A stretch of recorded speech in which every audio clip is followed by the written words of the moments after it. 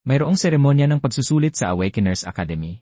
Upang suriin ang lakas at ranggo ng mga estudyante, tinatawag sila isa-isa ng propesor para pumasok sa isang espesyal na portal na patungo sa isang kwarto na may espesyal na sinanay na puso ng demonyo na kayang sumipsip at sukatin ang enerhiya ng mga estudyante. Pagkatapos ay ipinapakita nito ang kanilang kasalukuyang ranggo at potensyal sa hinaharap para makita ng buong akademya. Karamihan sa mga estudyante ay mga talunan lang na may rank. Ang ilan ay ipinagmamalaki na makakuha ng rank na may mataas na potensyal. Pagkatapos ay humakbang pasulong ang pinakamagaling na henyo ng akademya. Siya ang mayamang tagapagmana ng pinakamalakas na guild, at lahat ay sabik na makita ang kanyang mga resulta.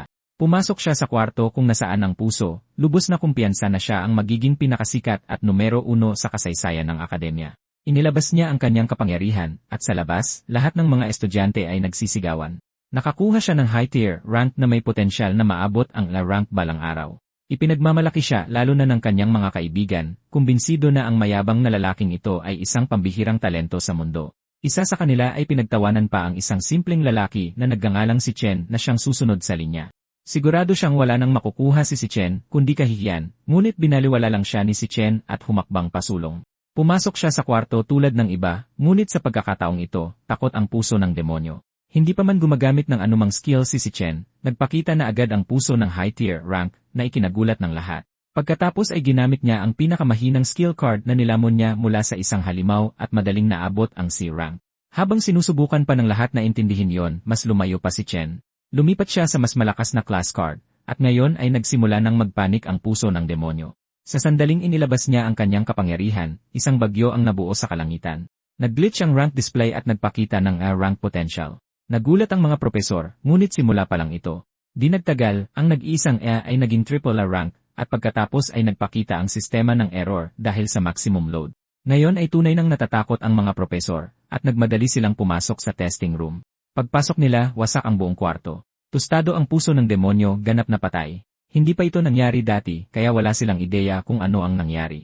Samantala, kasual na lumabas ang ating bida. Nilamon niya pala ang puso ng demonyo matapos itong aksidenteng mapatay sa kanyang napakalakas na kapangyarihan. Kaya sino nga ba talaga si Chen, at bakit siya napakalakas?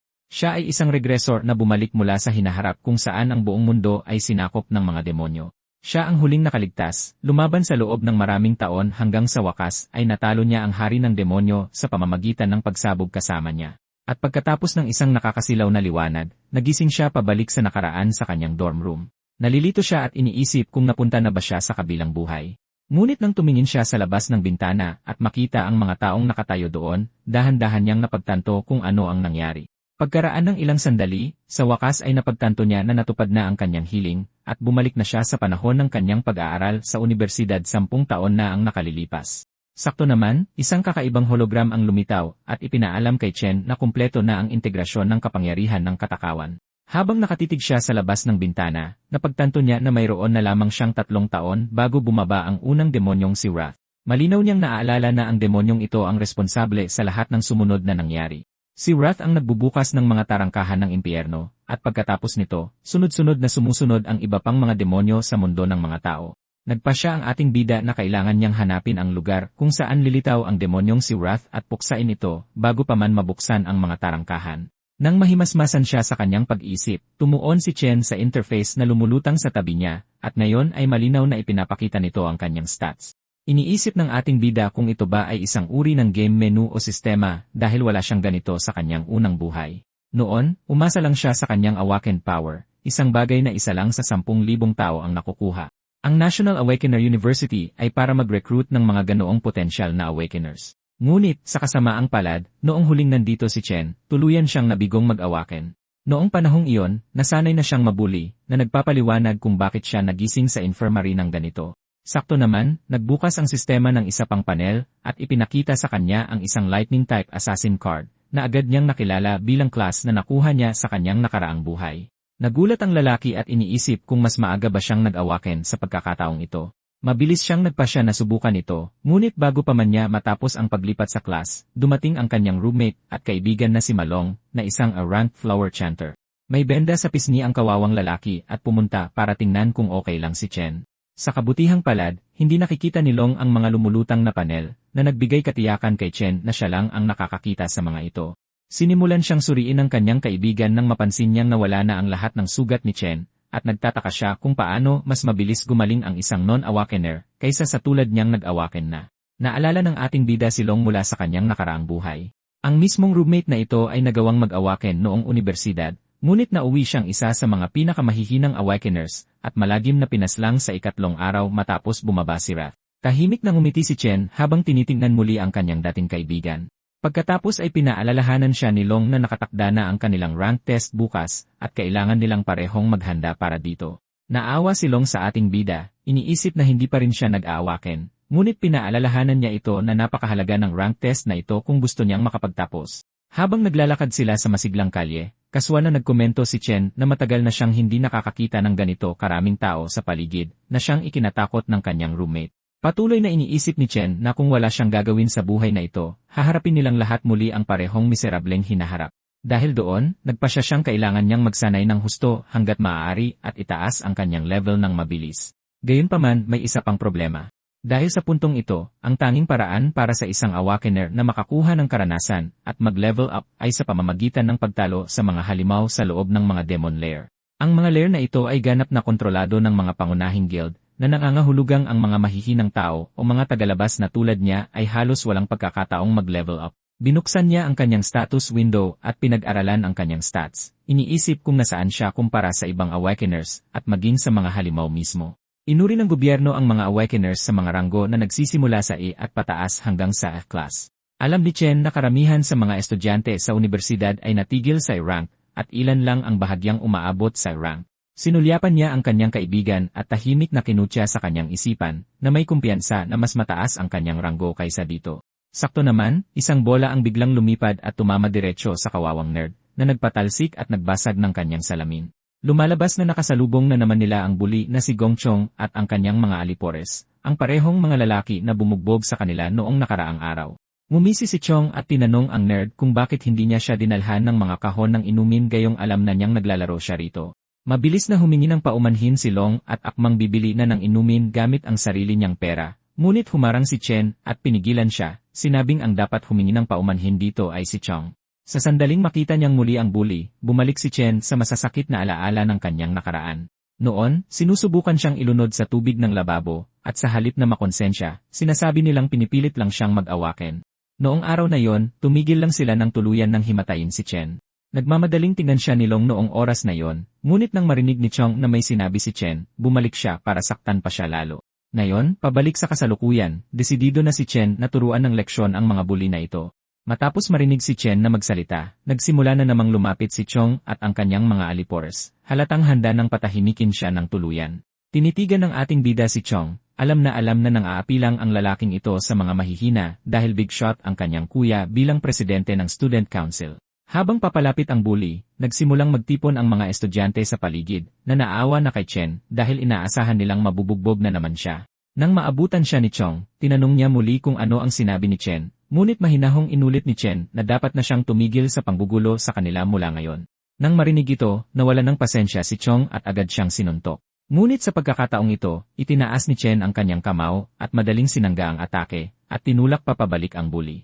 Lahat sa paligid nila ay nabigla dahil sa pagkakaalam nila, hindi pa nag-aawaken si Chen, ngunit pinigilan niya ang isang malakas na atake na parang wala lang. Lalo pang nagalit si Chong at sumugod muli habang mahinahong naghahanda si Chen at inilipat ang kanyang class sa Electric Assassin. Natigilan si Long habang inactivate ni Chen ang kanyang Indestructible Demon Armor at sumugod ng may mabigat na atake. Bago pa man siya makalapit, unang sumugod si Chen at pinatalsik siya gamit ang isang suntok na may kuryente. Hindi makapaniwala ang lahat sa kanilang nakikita, habang ang tinaguriang mahinang si Chen ay nagpatalsik sa bully ng paaralan sa isang suntok lang. Kahit nabugbog sarado na, ayaw pa rin kumalma ni Chong at sinisigawan ang kanyang mga alipores na pumasok at gumanti para sa kanya. Samantala, ang kanyang mga alipores ay nataranta na matapos makita ang ginawa ni Chen. Pinilit ni Chong na tumayo muli at sumugod sa ating bida. Ngunit muli, siya ay nabugbog at itinapon ng walang kalaban-laban. Habang pinapanood ang kanilang tinaguriang boss na durugin ng ganito, mabilis na napagtanto ng mga alipores na wala silang laban at agad na tumakas. Ang kawawang nerd na nakasaksi sa lahat ng ito ay tulala, hindi maisara ang kanyang bibig habang hirap tanggapin na ang kanyang roommate na nabugbog kahapon lang ay biglang naging ganito kalakas. Si Chen naman, napagtanto na tulad sa kanyang nakaraang buhay, kaya niyang lumipat sa kanyang assassin state kahit kailan niya gusto. At kahit sa level 1, sapat na ang kanyang stats para harapin ang mga mababang antas na Awakeners, na nangangahulugang ang kanyang kasalukuyang ranggo ay dapat na hindi bababa sa I. Ngunit mayroon pa ring isang bagay na hindi pa niya nakukumpirma. Kahit na matapos talunin ang isang tao, hindi pa rin siya binibigyan ng system ng anumang level up. Sa pag-isip nito, halos tapusin na ni Chen ang bully habang ang lahat sa paligid ay nanonood ng may takot. Sa huling sandali, pumasok ang Vice President ng Student Council na si Ling Yu at sinabihan si Chen na tumigil. Pinaalalahanan niya siya na kahit si Chong ang may kasalanan, sobra-sobra na ang ganitong antas ng pambubugbog. Tiniyak niya sa kanya na hindi na muling maangahas ang bully na guluhin siya, at dahil doon, nagpa siya ang ating bida na pakawalan na siya. Habang umaatras siya, nagsimulang magtaka si Chen kung bakit ganoon na lang kadesidido ang Student Council na mamagitan at iligtas ang isang tulad ni Chong, kahit na umaarte lang naman siya at hindi talaga balak na patayin ito. Alam niya na ang mga taong tulad ng mga bully na ito ay kailangang parusahan ng maayos. Kung hindi, paulit-ulit lang nilang bibiktimahin ang sinumang mas mahina sa kanila. Pagkatapos ay umalis si Chen, kasama ang kanyang roommate, habang pinapanood siya ng mga alipors ng bully mula sa malayo, nagtatago at nag-uusap-usap na hindi na nila dapat isipin panggalitin si Chen. Noong gabing iyon, habang sinusubukang ikwento ni Long sa ibang mga roommate kung paano nag-awaken si Chen bilang isang napakalakas na lightning assassin, wala ni isa sa kanila ang nagseryoso sa sinabi niya. Patuloy na ipinapaliwanag ni Long kung paano nagawang bugbugin ng husto ng dati nilang mahinang kaibigan si Chong, pero para kay Xiang Zuo, na isang A-ranked Nucleus Mage, biro lang ito. Kinuwestiyon ni Zuo na kung talagang naging sikat na si Chen, bakit pa siya tumatakbo at nag-ensayo ng ganito. Nangangatwiran siya na kung tunay na Awakener ang isang tao, hindi na nila kakailanganing umasa sa ganoong klaseng basic physical training. Nang marinig ito, nagkomento ang gamer na roommate na si Xiang Yu na sa kanyang naririnig, mukhang malakas ang pagkakabagsak ng ulo ni Long. Nagpatuloy si Zuo sa pagsasabing inilagay silang apat sa dorm na ito dahil sila ang pinakamahihina sa lahat. At kahit anong gawin nila, hindi na magbabago ang katotohanan iyon. Idinagdag pa niya na siya mismo ang pinakamalakas sa kanilang apat, habang sina Long at Yu ay mga support chanter lang. Nag-flex siya ng kaunti habang sinasabi sa sarili na imposible maging lightning assassin si Chen. Mas kumpiyansa siya ngayon at umaasa na baka tumaas pa ang rank niya sa final test bago ang graduation nila bukas. Samantala, lumabas ang Student Council President na si Gong Ting pagkatapos ng training session sa isang A-ranked Demon Lair kasama si Ling Yu. Napansin niya ang kanyang nakababatang kapatid na nakatayo pa rin doon at tinanong kung anong ginagawa nito. Nagreklamo si Chong na hanggat nandyan pa ang taong bumugbog sa kanya, hindi siya makatulog ng mahimbing. Patuloy na kinukulit ni Chong ang kanyang kapatid, sinusubukang kumbinsihin na dapat siyang ipaghiganti nito. Mahinahong tiniyak ni Ting sa kanya na ayusin niya ang gulo na ginawa nito. Mamaya sa hapagkainan, tinanong ng Vice President si Ting kung paano niya haharapin ang sitwasyon, at tinanong siya ni Ting kung totoo ngang kasing lakas ng sinasabi ng kapatid niya ang lalaki. Itinuro ni Ling Yu na alam na niya na wala pang isa zero rank na estudyante sa buong paaralan, at na-recruit na niya silang lahat sa kanyang club. Idinagdag pa niya na ang iba ay wala man lang access sa mga Demon Lair na tulad ng sa kanya, ibig sabihin walang ordinaryong tao ang makakalaban sa kanya. Sa kabilang banda, patuloy na tumatakbo si Chen na parang baliw habang basang-basa sa ulan. Nagtakda siya ng target na tumakbo ng 20 kilometro, habang may bitbit na bag na may lamang 100 kilo, halos doble ng kanyang sariling timbang. Nauunawaan niya kung gaano kahalaga ang basic training para itaas ang limitasyon ng lakas ng isang Awakener, dahil kailangan ng mas malakas na katawan para makayanan ang matataas na antas ng kapangyarihan. Habang tumatakbo, naaalala niya kung paano napatay ang kaisa-isa niyang pamilya, ang kanyang kapatid, nang bumaba sa mundo ng mga tao ang Demon King na si Wrath. Pinatay ng Demon Lord ang hindi mabilang na tao sa isang iglap, at namatay ang kanyang kapatid sa harap mismo niya. Itinakda niya bilang unang layunin ang pagtalo sa Demon King na ito, dahil ang sandaling iyon ang simula ng lahat ng pagkawasak. Patuloy na iniisip ni Chen na kung palakas na ng palakas ang Demon Lord, kahit may 3 taon pa bago ito dumating, kailangan niyang higitan ang paglakas nito kung gusto niyang magkaroon ng pagkakataong manalo. Sakto namang tumawag ang kapatid niyang si Sion. Ang marinig muli ang boses nito pagkatapos ng matagal na panahon ay nagpatahimik sa kanya ng ilang sandali.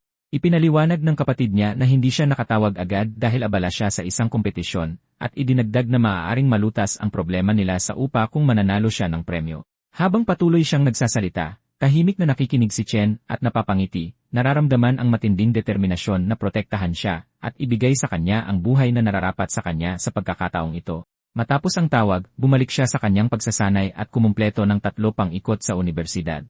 Pagkatapos, dumiretso siya sa shower, nararamdaman na unti-unti na siyang nasasanay sa mas batang katawan na ito na may malaking potensyal para lumakas.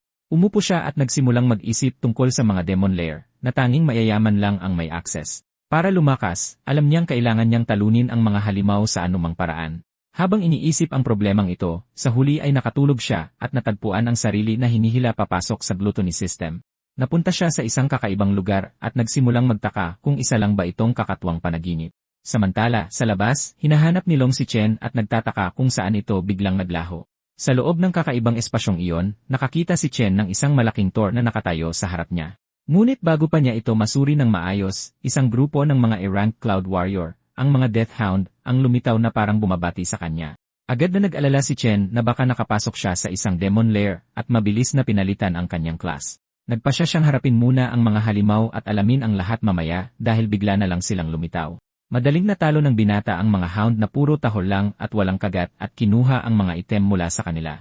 Mabilis siyang nag-level up sa dalawa at napangiti, iniisip na baka sinuwerte siya at napadpad sa isang demon lair. Sakto namang lumitaw ang isang boss monster at natalo ito ni Chen ng ganoon kadali, hiniwa ito na parang wala lang na nagpa-level up ulit sa kanya. Ang experience points na nakuha niya mula sa boss ay mas mataas kumpara sa mga normal na mob na kaparehong level na tinalo niya kanina. Pagkatapos noon, ang katawan ng boss monster ay namarkahan bilang devourable na ipinagtaka ni Chen kung ano ang ibig sabihin noon.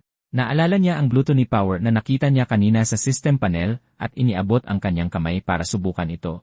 Agad na natapos ang pag-devour at ang halimaw ay naabsorb sa isang card. Natulala si Chen nang mapagtanto niyang maaari niyang gawing magagamit ng mga class ang mga natalong halimaw. Mabilis niyang naintindihan na ito rin ang klase ng abilidad na mayroon ang Demon Lord na si Lan Yu, at ang isipin na hawak niya ngayon ang kapangyarihang katulad ng sa isang Demon Lord ay nagpayanig sa kanya. Natural, sa mundong ito, lahat ay ipinanganak na may isang class lang, maliban sa ilan na maaaring magkaroon ng dalawa. Pero ngayon, si Chen ay maaaring magkaroon ng kahit gaano karaming class na gusto niya. Nagtataka siya kung ano ang ginawa niya para magkaroon ng ganitong kabaliwan na kapangyarihan at kung ano ba talaga ang demonic tower na nakatayo sa harap niya. Habang dumarami ang mga tanong sa kanyang isipan, isang malakas na pakiramdam ang tumama sa kanya at isang demonyo ang lumitaw na may hawak na dalawang srank na talim sa mga kamay nito. Malinaw na srank ang demonyo, ibig sabihin walang tunay na pag-asa si Chen na talunin ito. Alam ni Chen na dehado siya pero nagpatawag siya ng isang lightning sword para lumaban bilang isang sugal para iligtas ang kanyang buhay. Isa pang kakatwa ay sa hindi malamang dahilan, alam ng demonyong nakatayo sa harap niya ang kanyang pangalan.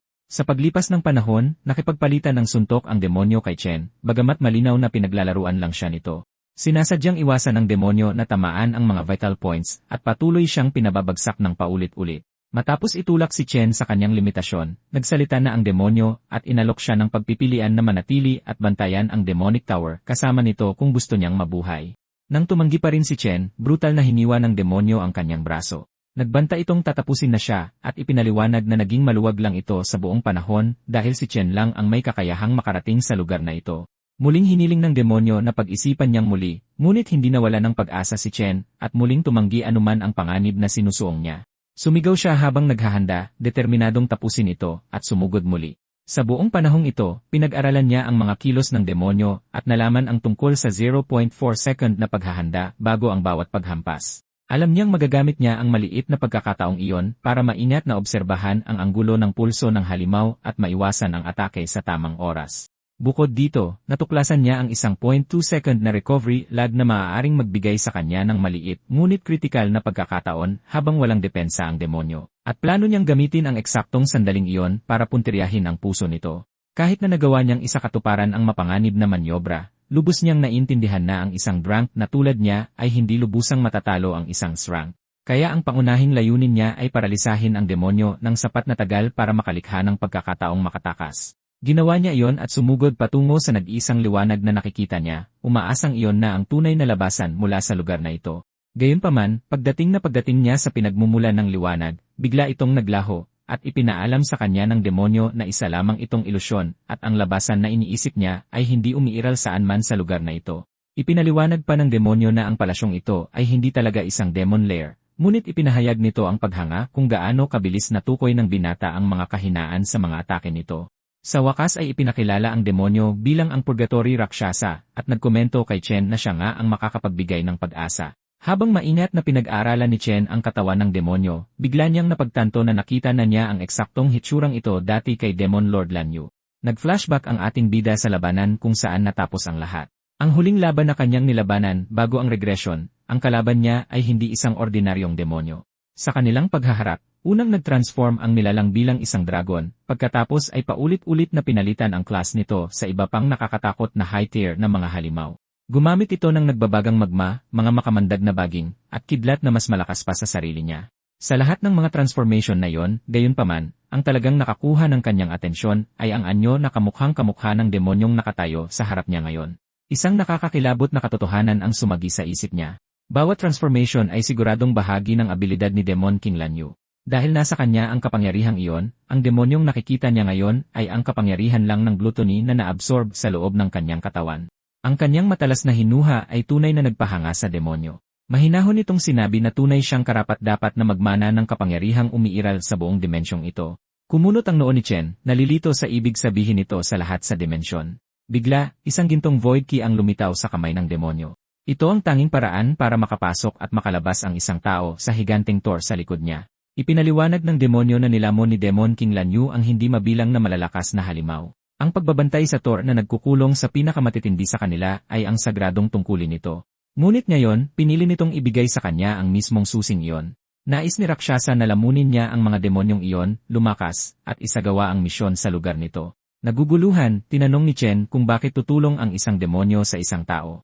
Bilang tugon, ibinunyag ng nilalang na kahit sa Demon Realm, mayroong mga matuwid na nilalang at mga masasamang nilalang. Isang halimaw ang pumatay sa buong lahi nito para lang sa katuwaan, parang isang baluktot na massacre na ginawa para sa libangan.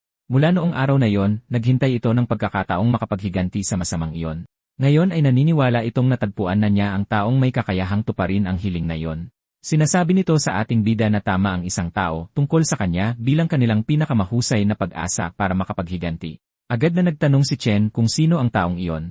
Sumagot lamang ang demonyo na naghihintay ang lahat ng sagot sa loob ng Thor, na nagsasalita sa misteryosong tono tulad ng isang sinaunang pantas. Sa mga huling salita nito, inialay nito ang lahat ng natitirang lakas nito sa kanya. Bilang kapalit, ipinaalam sa kanya ng demonyo na dapat siyang maging pinakamalakas na tao sa balat ng lupa. Hindi magiging madaling gawain na lamunin ang bawat isa sa mga mababangis na halimaw na nag-aabang sa loob ng Thor. Laban sa kanya, ang bawat isa sa mga tusong nilalang na iyon ay magiging isang napakalaking hamon na kailangang lampasan. Ibinigay ng demonyo ang huling babala nito, na nagsasabing tanging ang may walang sawang pagnanasa na lumakas ang karapat-dapat sa kapangyarihan ng Purgatory Rakshasa. Iyon ang motibasyong kailangan para patayin ang bawat Demon King na nabubuhay. Dahil doon, ang kanyang katawan ay naging isang nag-aapoy na globo ng enerhiya para lamunin ni Chen. Agad siyang tumaas ng 8 level at nakuha ang 2 sa mga espada ni Rakshasa. Walang pag-aalinlangan, tinanggap niya ang misyon, nanunumpa na isa sa katuparan ang huling hiling ng bumagsak na Star Warrior gaya ng ipinangako. Bukod sa mga stat boost, na-unlock niya ang kakayahang sipsipin ang kapangyarihan mula sa mga patay na tao at demonyo kasama ang pagmamanipula ng gravity. Kinaumagahan, dahan-dahan niyang iminulat ang kanyang mga mata, nagising sa loob ng dorm tulad ng isang normal na araw. Bigla siyang napabangon nang umalingaw-ngaw ang isang malakas na boses sa silid. Naghahanda na ang kanyang mga roommate at sinabihan siyang kumilos na rin kung plano niyang umabot sa eskwela. Nang mapansin niyang hindi nasaktan at buo ang kanyang katawan, kinuwestiyon niya kung ang lahat ng naranasan niya ay isang kakaibang panaginip lamang. Gayunpaman, kinumpirma ng kanyang updated na stats na hindi iyon ang nangyari. Lahat ng nasaksihan niya ay nadala. Matapos tumalon mula level 2 hanggang level 10 sa isang gabi, hindi niya maiwasang isipin kung anong ranggo na niya ngayon. Sakto namang sinimulan siyang tuksuhin ng kanyang roommate. Binanggit niya kung paanong may isang tao na walang hiyang pumupuri sa kanya noong isang gabi, na nagsasabi kung gaano siya naging cool at sobrang lakas. Tahimik na sumilip si Malong mula sa kabilang panig ng silid, nagkukunwaring wala siyang kinalaman dito. Anuman, hinamon siya ng kanyang roommate na patunayan ito sa ranking assessment.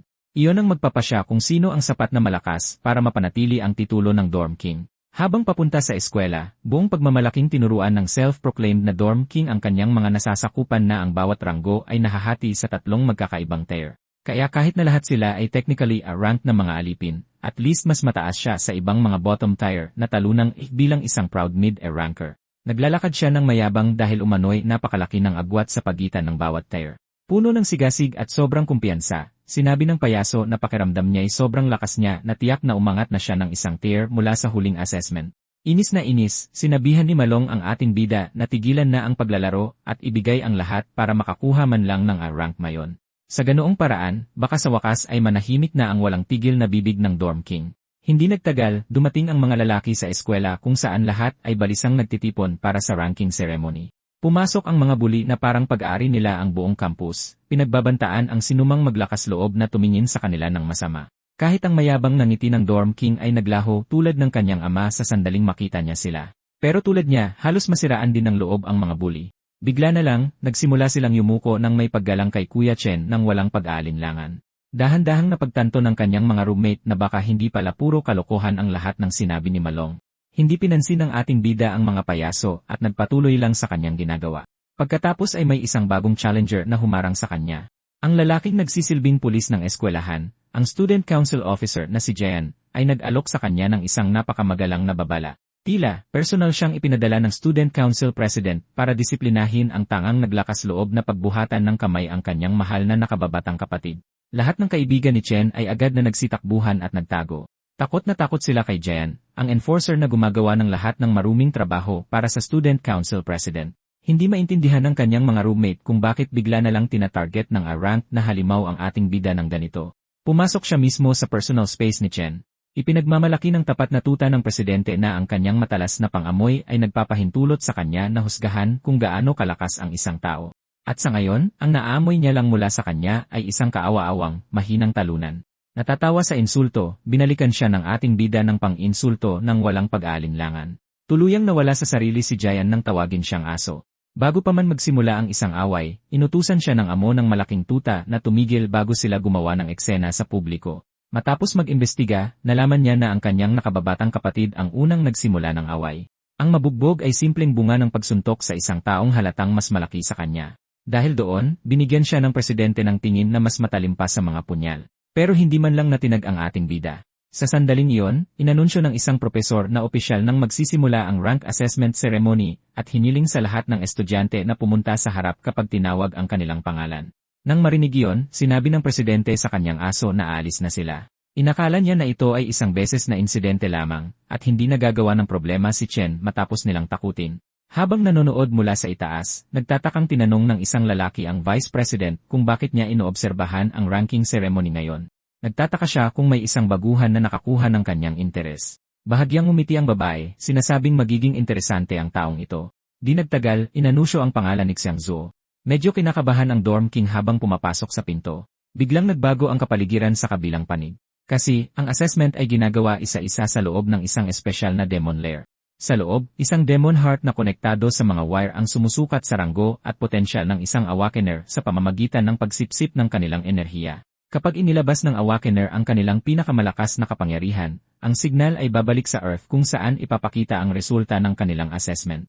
Ang ranggo ng Dorm King ay pareho pa rin sa huling beses. Gayunpaman, nagtaka ang propesor nang mas matagal lumabas ang kanyang potensyal kaysa sa inaasahan. Matamang tinitigan ni Malong ang nagbabagong numero. Matapos ang matagal na paghihintay, ipinakita na silang ang maximum potential ni Xiang Zhuo. Lumabas ang hari na mukhang dismayado, napagtantong ang lahat ng progreso na akala niya'y nagawa niya ay nasa isip niya lang.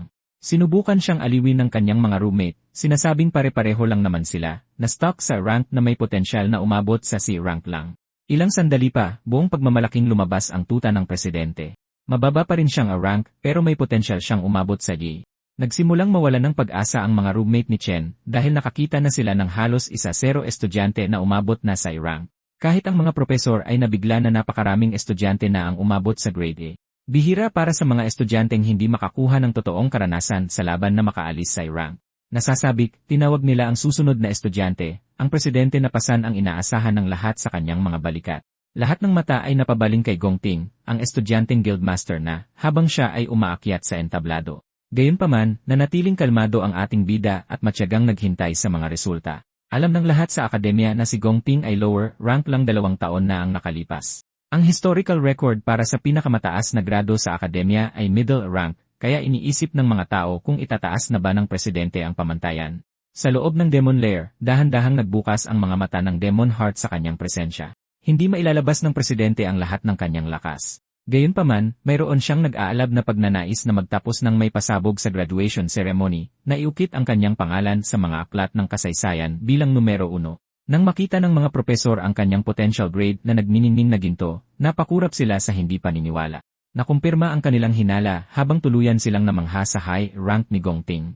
Hindi lang iyon, sumiklab ang kasiyahan sa mga tao nang makita ang unang potential na rank sa kasaysayan. Walang tigil na pinupuri ng mga alipores ng presidente ang kanilang amo. Kahit ang mga roommate ni Chen ay nag-aalab sa inggit habang pinapanood ang pagsilang ng isang alamat sa kanilang harapan. Tahimik na nag-usap ang mga propesor na dapat ipadala agad ang balita sa administrasyon. Kailangan nilang tratuhin ang kanilang mahalagang rank candidate ng may sukdulang pag-ingat, tinitiyak na hindi siya alis ng bansa. Bukod pa riyan, siya ang pinakabatang estudyanteng kasali sa guild sa akademya. Halos garantisado ng mangunguna sa mga headline ang pangalan ng kanilang eskwelahan. Habang nagmamasid mula sa itaas, napagtanto ni Principal Yuan Long na alam na ni Vice President Ling Yu ang tungkol sa kanyang potensyal. Iyon mismo ang dahilan kung bakit personal siyang pumunta para panoorin ang seremonya. Gayunpaman, ginawa niyang mas interesante ang mga bagay sa pagsasabing hindi lang siya ang pinunta niya para obserbahan ngayon. Bukod sa pasikat na presidente, may isa pang estudyante na sa tingin niya ay mas kahanga-hanga. Sakto sa tempo, ang mismong estudyanteng iyon ang susunod na tinawag sa entablado. Naisip ni Jayan ang isang magandang ideya at nagpasya siyang asarin ang misteryosong urban legend habang hinihimok siya na huwag maging isa pang rank na basura tulad ng kanyang mga roommate. Sabi niya, magiging katatawanan lang sila kung mangyari yon at dapat ituring na kahihiyan na magpakita pa sila sa ganoong prestihiyosong kaganapan. Sinuportahan ni Long ang kanyang kaibigan at buong tapang na sinabing hahangaan siya ng lahat. Ang mga tao ay nakatingin ng may pananabik habang sa wakas ay pumasok na si Chen sa Demon Lair. Agad na naramdaman ng Demon Heart ang matinding presyon habang papalapit si Chen, at naalala ng ating bida na ang pinakamahusay na paraan para sa isang awakener na magkaroon ng magandang kinabukasan ay ang sumali sa isang mataas na ranggo na guild. Alam niya na ang tanging daan patungo sa layuning iyon ay nasa magandang performance sa graduation combat assessment, kung saan kailangang pumili ng mga kandidato ng mga miyembrong gusto nila para bumuo ng isang squad na may 10 katao. Ang squad na makakakuha ng unang pwesto ay direktang marerecruit sa nangungunang Imperial Guild ng bansa, kaya't malinaw na malinaw ang layunin ng pagsusulit na ito sa lahat ng nanonood. Sinimula ni Jin ang recruitment at ipinakilala ang isa pang low-tiered rank sa kanyang boss, habang buong pagmamalaki niyang sinasabi na kumpleto na ang kanilang grupo.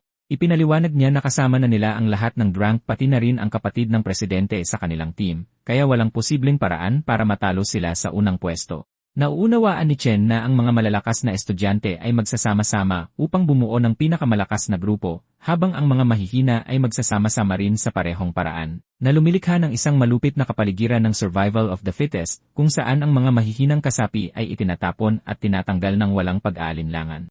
Pagkalipas ng ilang sandali, nagsimulang mabalisa si Long kung bakit walang pagbabago sa screen, at mabilis na inakala ng mga tao na napakahina ni Chen, kaya't hindi man lang siya ma-register ng maayos ng system. Pagkatapos ay kinumbinsi ni Jen si Ting na ang mga natitirang estudyante ay puro basura lang, kaya dapat na silang umalis nang hindi na nagsasayang pa ng oras dito.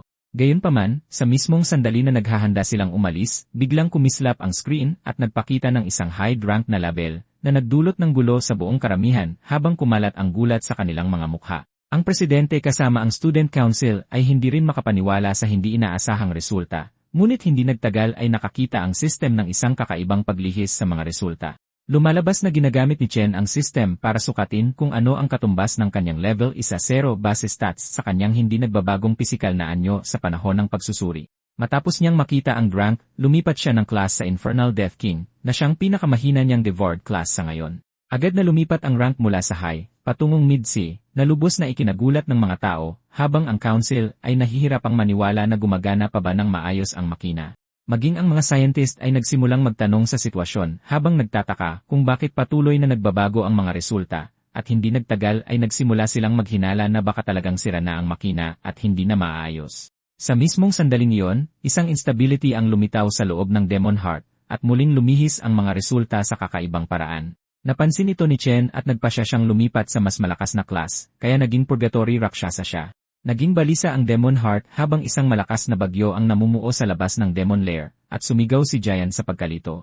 Itinuring ito ni Ching na parang isang celestial omen na nagpapahiwatig na muling isinusulat ang kasaysayan dahil ang kanilang dorm ay nagluwal ng isang banal na halimaw. Sa sumunod na sandali, kumislap ang potential sa rank, na lubos na ikinagulat ng mga siyentipiko at ni President Ting sa kanilang nasaksihan. Gayunpaman, biglang nagpakita ang system ng isang babala na ang potensyal ng user ay lumampas sa maximum load nito at hindi matukoy sa ilalim ng kasalukuyang mga limitasyon. Halos mag-shutdown ang utak ni Jin na parang blue screen of death habang halos lumabas ang kanyang kaluluwa sa katawan dahil sa sobrang gulat.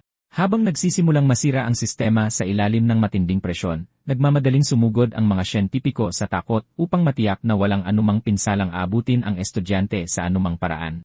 Ngunit nang sa wakas ay dumating sila, natigilan sila sa pagkadismaya nang makita nila ang isang kulubot na pasas na nakaupo kung saan dating naroroon ang Demon Heart dahil ito ay ganap na nasunog dahil sa labis na paggamit. Malinaw na medyo nasobrahan ang pagkatakot ni Chen dito, ngunit sa huli ay nilamon pa rin niya ito at nagkamit ng kakayahang tingnan ang ranggo ng sinuman habang tumatanggap din ng mga babala tungkol sa mga potensyal na panganib sa malapit. Lumabas siya mula sa Demon Lair at masayang nagulat nang lumitaw ang ranggo ng bawat tao sa harap niya. Ngunit mabilis niyang napansin na itinago rin ng presidente ang kanyang tunay na potensyal at lumalabas na isa lamang siyang pangkaraniwang si rank sa pinakamagaling. Ang mga siyentipiko ay lumabas sa isang awkward na paraan at ipinaalam sa lahat na ang Demon Heart ay nagdusa ng atake sa puso dahil sa sobrang pagod, kaya kailangan nilang suspindihin muna ang karagdagang pagsusuri. Tinatakan nila ang stats ni Chen bilang isang posibleng error at inanunsyo na isang buong ulat ang ipapadala sa mga nakatataas na otoridad para sa pagsusuri. Ang mga natitirang estudyante ay nakatanggap ng mga tagubilin na bumalik kinabukasan para sa kanilang assessment dahil isang bagong aparato ang ayusin para sa pagsusuri sa oras na yon nang walang karagdagang problema. Pauwi, sinimulang purihin ng mga roommate ni Chen at ituring siyang isang ganap na gigatsyad matapos ang ginawa niya sa harap ng lahat. Halatang hindi kinaya ni King ang selos at tinawag na pandaraya si Chen habang humihingi siya ng kabayaran sa pagsira sa makina at pag-aaksaya ng oras ng council na parang pikon. Sa mismong sandali na naubos ang pasensya ni Chen at handa nang patayin ang lalaki, pumasok si Ting at agad na pinagsabihan si Jayan. Binalaan siya ng presidente na huwag bastusin ang kanilang kasamahan, na ikinagulat ni Jayan, at pagkatapos ay inilahad ni Ting ang kanyang kamay habang inaanyayahan ang bagong tuklas na powerhouse na sumali sa kanyang koponan. Habang ginagawa ito, buong tiwala siyang nangangako na magkasama, makakamit nila ang pinakamataas na puntos sa kasaysayan ng walang duda. Nagsimulang magkaroon ng mental breakdown si Jane sa likuran dahil alam niya na may kailangang patalsikin sa team para magkaroon ng puwang para kay Chen, at tiyak na magdudulot ng gulo ang sitwasyong ito sa magkapatid. Ayon sa kanya, ang pagsali sa team ni Ting ay halos garantisadong unang pwesto ng walang anumang pagdududa.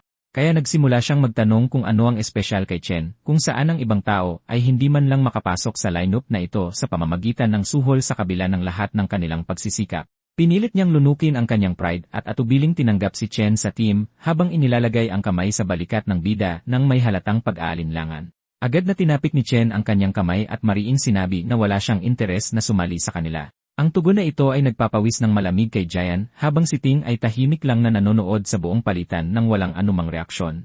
Sinigawan ni Jen si Chen at sinabing wala siyang ideya sa ginagawa niya dahil ang kanilang team na ang numero 1 sa buong eskwelahan ng walang kalaban. Tumalikod si Chen at umalis habang sinasabing wala itong kinalaman sa kanila at tinawag niya ang kanilang buong grupo na masyadong maingay para pakisamahan kahit saglit. Sinabi niya sa kanila na huwag na siyang abalahin pa at nagsimulang kumulo sa galit at matinding paghamak si Jayan pagkatapos ng nakakahiyang pagtanggi na yon. Mabilis na nagsimulang magsismisan ang buong eskwelahan tungkol sa pagtanggi ni Chen at karamihan ay inaakala na plano niyang kunin ang unang pwesto para sa kanyang sarili matapos ang pagbunyag ng mid-tiers rank. Ang buong eskwelahan ngayon ay may perpektong palabas na mapapanood habang ang drama ay nagsisimulang maganap sa totoong oras. Samantala, lubos na ikinatutuwa ng mga roommate ni Chen ang itsura ng kumpletong kahihiyan na kumalat sa mga mukha ni na Jayan at Ting matapos ang walang awang pampublikong pagtanggi. Kalmadong sinabi ng presidente kay Jayan na huwag mag-alala kung may sariling plano si Chen habang pinapanatili niya ang kanyang composure. Kasabay nito, ang punong guro na nanonood sa buong pangyayari ay napabuntong hininga sa pagkadismaya dahil tumanggi ang mga bata na mag-team up tulad ng kanyang orihinal na inaasahan. Gusto niyang magtulungan sila at magtala ng bagong school record ng magkasama, ngunit iginiit ni Ling na mas nagiging interesante ang sitwasyon sa ganitong paraan. Ipinaliwanag niya na lumaki si Ting na may gintong kutsara sa bibig, kaya ang ganitong uri ng pagtanggi ay maituturing na direktang deklarasyon ng digmaan sa kanyang isipan nang walang anumang pagdududa. Pinaalalahanan niya ang punong guro na ang kanilang presidente ay hindi madaling pakitunguhan sa anumang pagkakataon kapag natamaan ang kanyang pride na ganito. Patuloy na nagrereklamo si Jen at sinasabing mayabang si Chen dahil lang sa isang error sa test na nagpakita ng si rank, ngunit ipinahiwatig ni Ting ang posibilidad na baka hindi naman mali ang resulta. Inaamin niya na kahit na halos imposible ang tsansa, hindi pa rin niya papayagan ang sinuman na agawin ang kanyang unang pwesto sa anumang kondisyon. Pagkatapos ay naalala ni Jin na si Chen ay malamang na isang normal na estudyante na walang tunay na karanasan sa labanan, habang ang mga miyembro ng council ay nananatiling mga elitista na lihim na nagsanay sa loob ng isang demon lair sa loob ng mahabang panahon upang maabot ang kanilang kasalukuyang antas. Iminungkahi niya na personal siyang pumunta at turuan si Chen ng leksyon para sa kanyang kawalang galang. Ngunit pinutol ni Ting ang kaisipang iyon at nagtanong kung ang kanilang presidente ba ay talagang mukhang ganun kababaw para kumilos ng ganoon. Agad na napagtanto ni Jian ang kanyang pagkakamali at humingi ng paumanhin, habang kinansela ni Ting ang kanilang plano sa karaoke, at sinabi kay Jian na asikasuhin ang lahat sa kanyang sarili nang walang karagdagang gabay. Idinagdag niya sa malamig na tono na anumang piliin ni Jian na gawin ay walang kinalaman sa kanya, at naintindihan agad ni Jian ang mensahe nang hindi na kailangan ng karagdagang paliwanag. Pagkalipas ng 10 minuto, isang impormante ang lumapit kay Jian at nagulat na umalis na si Chen sa eskwelahan matapos niyang sabihin na kailangan niyang umuwi saglit. Ipinaliwanag din niya na lumabas si Chen nang hindi man lang huminto para kumain, na lalong nagpapadali sa sitwasyon. Itinuring ito ni Jen na parang isang banal na interbensyon at nagsimulang matuwa sa pagkakataong harapin siya ng walang awa sa isang hindi pamilyar na lugar kung saan walang makikialam. Habang tumatawid si Chen sa kalsada, naalala niya na sa kanyang nakaraang buhay, isang Peak Guild ang minsan ay naharap sa isang sakuna habang sinusubukan nilang sakupin ang isang demon lair sa loob ng teritoryo ng Saint He Country. Sa loob ng lair na yon, nakatagpo sila ng isang hindi pa nakikitang halimaw na kilala bilang Wrath, na humantong sa agarang pagkalipol ng buong Peak Team nang walang anumang laban. Pagkatapos ay nakatakas ang halimaw sa mundo ng mga tao at nagdulot ng malawakang pagkawasak sa lahat ng dako. At kahit na hindi kumpleto ang alaala na yon, nananatiling determinado si Chen at bumubuo ng isang plano upang mahanap ang parehong demon lair sa buhay na ito. Upang simulan ang planong ito, kailangan ni Chen ng malaking halaga ng pera, kaya't pumunta siya sa Mithril Monster Exchange Center nang walang pag-aalinlangan. Naalala niya na ang exchange center na ito sa ilalim ng Mithril Guild ay naging pinakamalaking material trading hub sa buong bansa sa hinaharap na timeline. Sa mundong ito, ang lakas ng isang awakener ay hinuhusgahan batay sa kalidad ng mga kagamitan at armas na kanilang taglay, at ang exchange ay nagsisilbing mahalagang ugnayan para sa pagbili at pagbebenta ng mga naturang item. Gayunpaman, para kay Chen, ang lugar na ito ay nagsisilbi lamang bilang isang mabilis at madaling paraan upang kumita ng pera sa ngayon bago siya magpatuloy sa kanyang mas malalaking layunin. Kaya pumasok siya at ipinakita ang ilang pangil sa broker na sumuri sa mga ito nang may matinding pagsisiyasat at malinaw na hinala. Tinanong niya kung paano nakuha ng isang estudyanteng tulad niya ang ganoong item, kaya't mahinahong ipinaliwanag ni Chen na nahulog ito mula sa isang halimaw na tinalo niya kanina. Nagulat ang broker at sinabing hindi pa siya nakakita ng ganoong item dati, ngunit pumasok ang kanyang assistant at ipinaliwanag na ang mga pangil ay nagmula sa mga iklas na halimaw na tinatawag na Beast Sangsin. Naalala niya na nabanggit sa mga talaan na ang mga pangil na ito ay maaaring gamitin para gumawa ng E-grade Cloud-type scepter, o maaari silang durugin para maging pulbos para sa iba't ibang gamit. Pinutol siya ng mayabang na broker at ibinagsak ang pangil pabalik sa mesa habang sinasabing ang isang E-grade item ay may napakaliit na halaga pa rin. Nagsimula siyang magyabang na ang kanilang exchange ay gumagana bilang isang e-system kung saan nakikipag-ugnayan lamang sila sa mga awakener na may pagkakakilanlan at mataas na katayuan sa lipunan.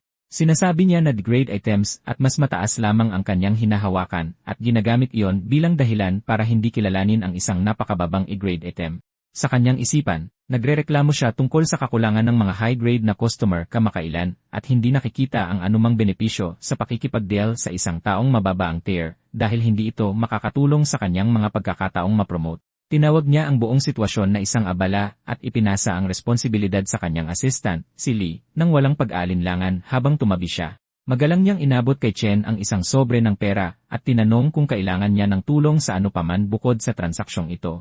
Tinignan ni Chen ang halagang $18 at nagpasya na malulutas nito ang kanyang mga problema sa upa sa ngayon ng walang gaanong stress. Pagkatapos ay inilabas niya ang nagniningning na Great Sword na nakuha niya mula sa Purgatory Rakshasa, na agad na nakakuha ng kanyang buong atensyon. Bagamat hindi pa siya nakakita ng anumang katulad nito dati, tinantiyan niya na ito ay dapat na hindi bababa sa isang B-grade na item o posibleng isang A-grade pa sa pinakamagaling. Bumalik ang broker na may nakataas na kilay at binaliwala ang kanyang sinabi bilang purong pantasya dahil ang mga A-grade na item ay karaniwang nagkakahalaga ng humigit kumulang 1 milyon. Ikinatwiran niya na maraming taon na siyang nagtatrabaho doon at hindi pa nakasaksi ng anumang bagay na malapit man lang sa isang A-grade na item sa katotohanan. Sa sandaling iyon, dumating ang may-ari ng tindahan at mahinahong sinabi na ang item na ipinakita dito ay hindi A-grade o B-grade man lang. Pinuri ng broker ang matalas na paghuhusga ng kanyang amo at sinabing alam na niya na ang isang simpleng estudyante ay hindi kailanman magkakaroon ng isang bagay na may mataas na halaga tulad niyan. Gayunpaman, ipinaliwanag ng may-ari na ang sandata ay malinaw na nagmula sa mga lupain ng purgatoryo at inihayag na ito ay talagang isang S-grade na item. Parehong halos mag-system meltdown ang broker at ang assistant matapos marinig ang nakakagulat na revelasyong iyon habang natigilan ang kanilang mga ekspresyon sa pagkadismaya. Agad na hinawakan ng may-ari ang mga kamay ni Chen at mainit siyang tinanggap bilang isang pinarangalang panauhin na may lubos na paggalang. Pagkatapos ay inanyayahan niya si Chen na sumunod sa kanya sa e-room at hinikayat siyang gumawa ng anumang kahilingan na nais niya nang walang pag-aalinlangan. Samantala, nasiyahan si Chen nang sa wakas ay makita niya na ang may-ari, si Qingzai, ay nagpakita na tulad ng inaasahan. Matapos makaupo sa e-room, tinanong siya ng guild boss kung magkano niya gustong ibenta ang sandata. Agad na sumagot ang ating bida ng 1,000,000 na ikinagulat ng lalaking may berdeng buhok. Sinabi sa kanya ng boss na maaari itong magkahalaga ng 10 milyon dahil ito ay napakahalaga. Gayunpaman, sinabi ni Chen sa kanya na nais lamang niyang gamitin ang Great Sword bilang collateral para sa isang $1 milyon na pautang sa loob ng isang buwan. Iyon ang lalong ikinagulat ng lalaki habang napagtanto niya na ang ating bida ay napakatalino at nagtataka kung sino ba talaga siya. Nagpatuloy si Chen, sinasabing babayaran niya ang capital amount sa loob ng 30 araw at ang karagdagang interes sa susunod na buwan. Bago sumagot, sinabi ng guild boss sa babae na lumabas muna para makapag-usap ang mga matatanda tungkol sa negosyo. Matapos maging malinaw ang paligid, sinabi ng lalaki na alam niyang si Chen ay mula sa National Awakener University kung saan malapit nang magtapos ang mga senior. Nagpatuloy siya, sinasabing alam niya na ang graduation test ay magaganap sa loob ng 30 araw at ang pabuya ay 1,000,000. Diretsahang tinanong ng lalaki ang ating bida kung sigurado ba siyang papasa siya sa pagsusulit na yon.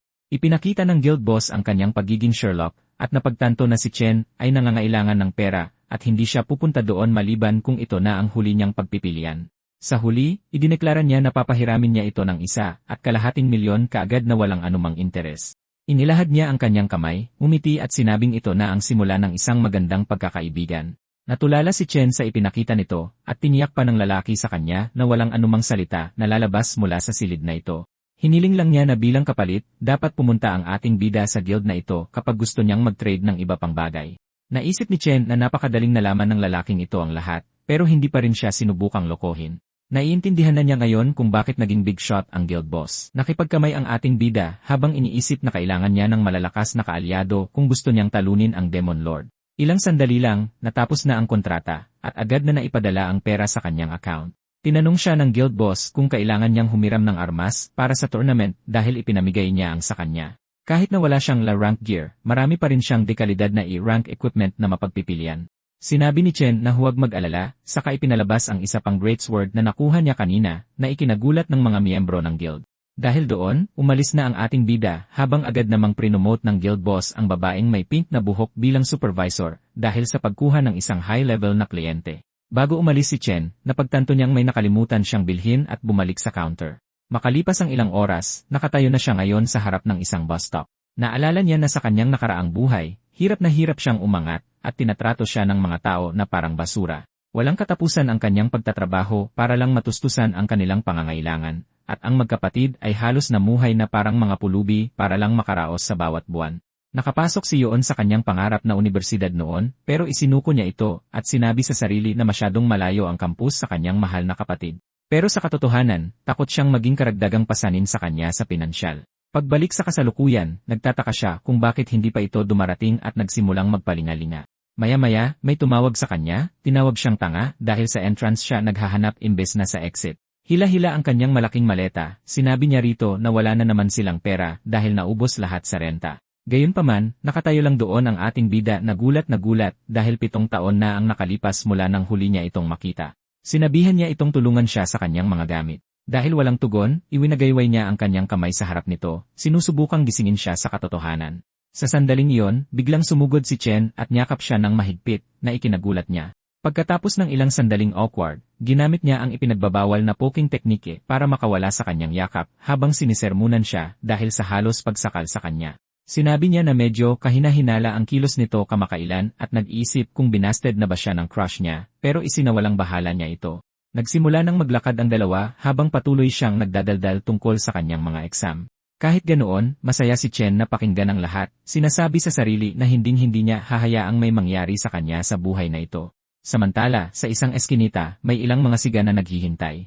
Matapos makumpirma na dadaan dito ang ating bida, sinabi ni Jayan sa kanyang mga tauhan na magtago hanggang sa dumating ang kanilang target, at sabay-sabay siyang tambangan. May nakakalokong ngiti sa kanyang mukha, sinabi niya sa sarili na siguradong parurusahan niya ang lalaki sa ginawa nito. Nagtanong ang isa sa mga siga kung mapapahamak ba sila kung lumala ang sitwasyon mula rito.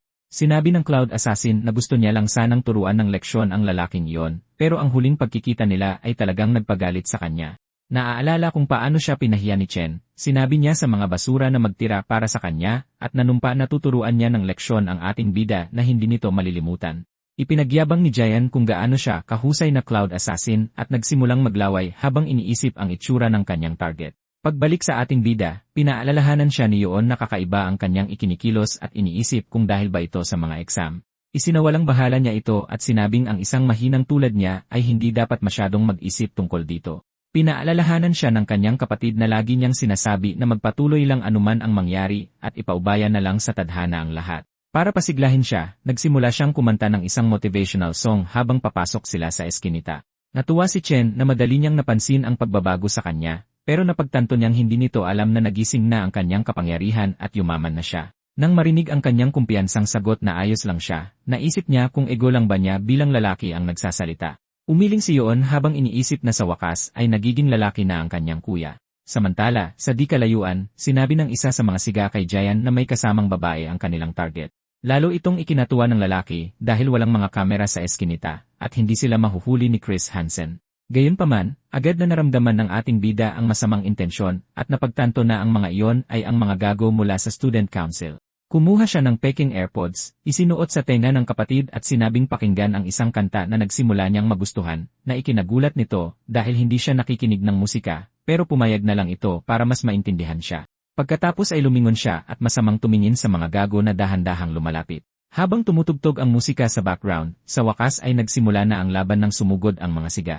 Agad na lumipat si Chen sa kanyang lightning class at naalala na 7 taon na ang nakalipas mula nang mawala ang kanyang kaisa-isang pamilya at ngayon lang sila muling nagkita. Puno ng galit, nagtataka siya kung saan nakuha ng mga ito ang kanilang lakas ng loob at sumugod na parang kidlat. Ibinagsak ng ating bida ang kanyang binti sa una at pinatalsik ito habang nagsimulang pagpawisan ang iba. Pagkatapos ay kinarga niya ang kanyang kamao at nagpakawala ng libreng suntok sa 3 sunod-sunod bago tinapos ang ika-4 gamit ang isang malupit na tuhod. Sinubukang umatake ng isang matapang na basura, pero hinawakan lang ni Chen ang kanyang kamay at binali ito na parang spaghetti. Sumigaw sa sakit ang lalaki para lang makatanggap ng isang quarter-pounder na suntok diretsyo sa kanyang ilong. Nakitang pinagtatapon ang kanyang mga kasama, natigilan si Jayan sa gulat at nagtaka kung paano naging ganoon kalakas ang ating bida. Hindi doon tumigil si Chen at patuloy na nagpakawala ng mga malalakas na suntok habang papalapit sa Cloud Assassin. Nang sa wakas ay maabot niya ito, sinubukan ni Jayan na kumbinsihin ang sarili na siya ang pinakamalakas na assassin at hindi siya maaaring matalo. Dahil sa pagiging mabuting Samaritano, ibinalik siya ng ating bida sa realidad sa pamamagitan ng isang malakas na suntok na nagpatalsik sa kanya. Gayunpaman, hindi siya tumigil doon habang sumugod siya at nagpakawala ng isang combo ng mga suntok na nagpalaglag ng ilang ngipin. Gumulong ang Cloud Assassin sa lupa na parang tumbleweed na may steroids at bumangga sa pader. Sinubukan niyang imulat ang kanyang mga mata para lang makita ang demonyo mismo na nakatitig sa kanya. Tumingin ang ating bida kay Jayan, na ngayon ay wala ng dignidad, at pinaalalahanan siya na sinabihan na niya ang basurang ito na lumayo sa kanya.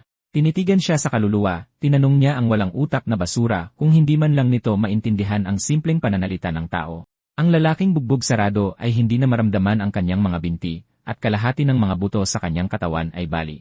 Napagtantong mali ang kanyang kinalaban, halos hindi siya makapagsalita para humingi ng tawad. Pinatahimik siya ni Chen sa pamamagitan ng paghawak sa kanyang kwelyo at pagdiin ng isang punyal sa kanyang mukha. Malinaw na nakikita ni Mr. Top Assassin sa kanyang mga mata.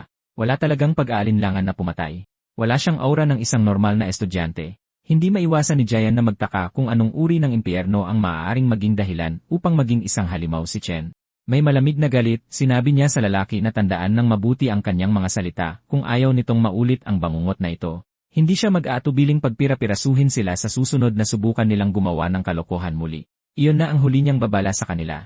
Pagkatapos ay nagdagdag pa siya ng isang bagay para bigyang diin. Kung lalapit man lang sila sa kapatid niya, buong puso niyang buburahin isa-isa ang lahat ng malapit sa kanila. Pagkatapos niyon, binitawan niya ang punyal at bumalik sa tabi ni Yoon bago pa man matapos ang kanta. Sa pagtatapos nito, nabalot ng emosyon ang kanyang kapatid. Napaiyak siya sa malungkot at masakit na liriko. Umiiyak siya, nalilito kung ano ang pinagdaanan ng kanyang kuya na labis na nagpabago sa kanya sa paglipas ng mga taon. Iniisip niya pa kung hindi ba sapat ang suporta niya noon. Determinado, lumingon siya para pagalitan ito ng maayos, pero natigilan siya nang mapansin ang regalo sa kamay nito. Ang makintab na gintong pluma na lagi niyang pinapangarap ay nasa harap mismo ng kanyang mga mata. Namula ng husto si Yoon sa sobrang tuwa. Halos hindi siya makapaniwala na binilhan siya ng kanyang kuya ng pinakabagong holographic magic pen na mas mahal pa sa kanilang buwanang upa. Ang kanyang cute na reaksyon ay nagpainit sa kanyang puso. Halata sa mukha niya na ayaw niyang isauli ito, kahit na yon ang responsableng gawin kapag huli sila sa upa. Itinatago ang kamao sa likod, tahimik na nanumpa si Chen na poprotektahan ang ngiti ng kanyang kapatid sa pagkakataong ito, at sisiguraduhing makakapasok siya sa kanyang pangarap na eskwelahan. Sa bahay, masayang gumugugol ng oras ang kanyang kapatid sa paggawa ng mga holographic na guhit sa hangin. Tahimik na kinakain ni Kuya ang kanyang homemade ramen at sinabing masaya siya na masaya ito sa regalo. Kahit ganoon, nag-aalala pa rin siya sa malaking gastos nito para sa kanya gayong hindi pa nila bayad ang upa para sa susunod na buwan. Ngumiti siya ng may pagmamalaki at ibinunyag na bayad na ang kanilang upa para sa isang buong taon. Ipinagyabang ni Kuya na maganda ang takbo ng kanyang maliit na negosyo kasama ang isang kaibigan, pero matalas si Yoon at binigyan siya ng isang kahina-hinalang tingin. Malinaw na hindi siya naniniwala sa kanyang kwentong negosyo. Gayunpaman, hindi na niya ito pinilit pa. Hindi na niya matandaan kung gaano katagal na ang nakalipas mula nang huling tumawa ng ganito kalakas ang kanyang kuya. Dahan-dahan niya itong tinapik sa balikat at nagbigay ng isang simpleng hiling. Anuman ang kanyang lihim na ginagawa, kailangan niyang tiyakin na hindi niya pinapagod ang kanyang sarili. Samantala, sa isang tahimik na aquarium, ibinahagi ni President Ting ang ilang nakakagulat na balita sa kanyang pinsan. Idineklara ng pinakamahuhusay na doktor sa lungsod na si Mr. Top Assassin ay malubhang nasugatan at hindi na makakabawi. Mahigit sa kalahati ng mga buto sa kanyang katawan ay basag na at hindi na maayos. Ang pakikipaglaban niya kay Chen ay isang bagay na hindi na inaasahan ng presidente. Ngunit mas nakakagulat pa ang nakakatakot na kalagayan ng kanyang katawan pagkatapos ng laban. Malamig ang naging reaksyon ng kanyang pinsan. Nadismaya lamang siya na mas kakaunti na ngayon ang bilang ng malalakas na nagtapos na estudyanteng sasali sa kanyang team. Ngunit kasing bagsik din ang presidente, na sumagot na mas gagaling pa ang kanyang performance nang wala ang pabigat na news na yon.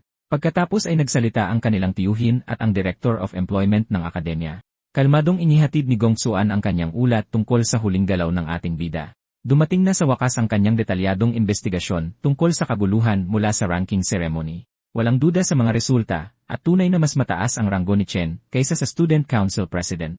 Ang rebelasyong iyon ay lubos na ikinagulat ng dating nangungunang estudyante. Pagkatapos ay binigyan siya ng lalaki ng seryosong payo, na sinasabing personal na hiniling ng kanyang ama sa isang vice chairman ng alyansa na suriin ang kanyang performance sa combat exam.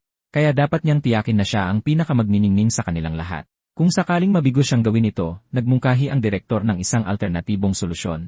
Ang babaeng may berdeng buhok na paboritong pamangkin ng kanyang tiyuhin ang tutulong sa kanyang team na makuha ang unang pwesto, ngunit mariing tinanggihan ng council president ang alok ng walang pag-aalinlangan.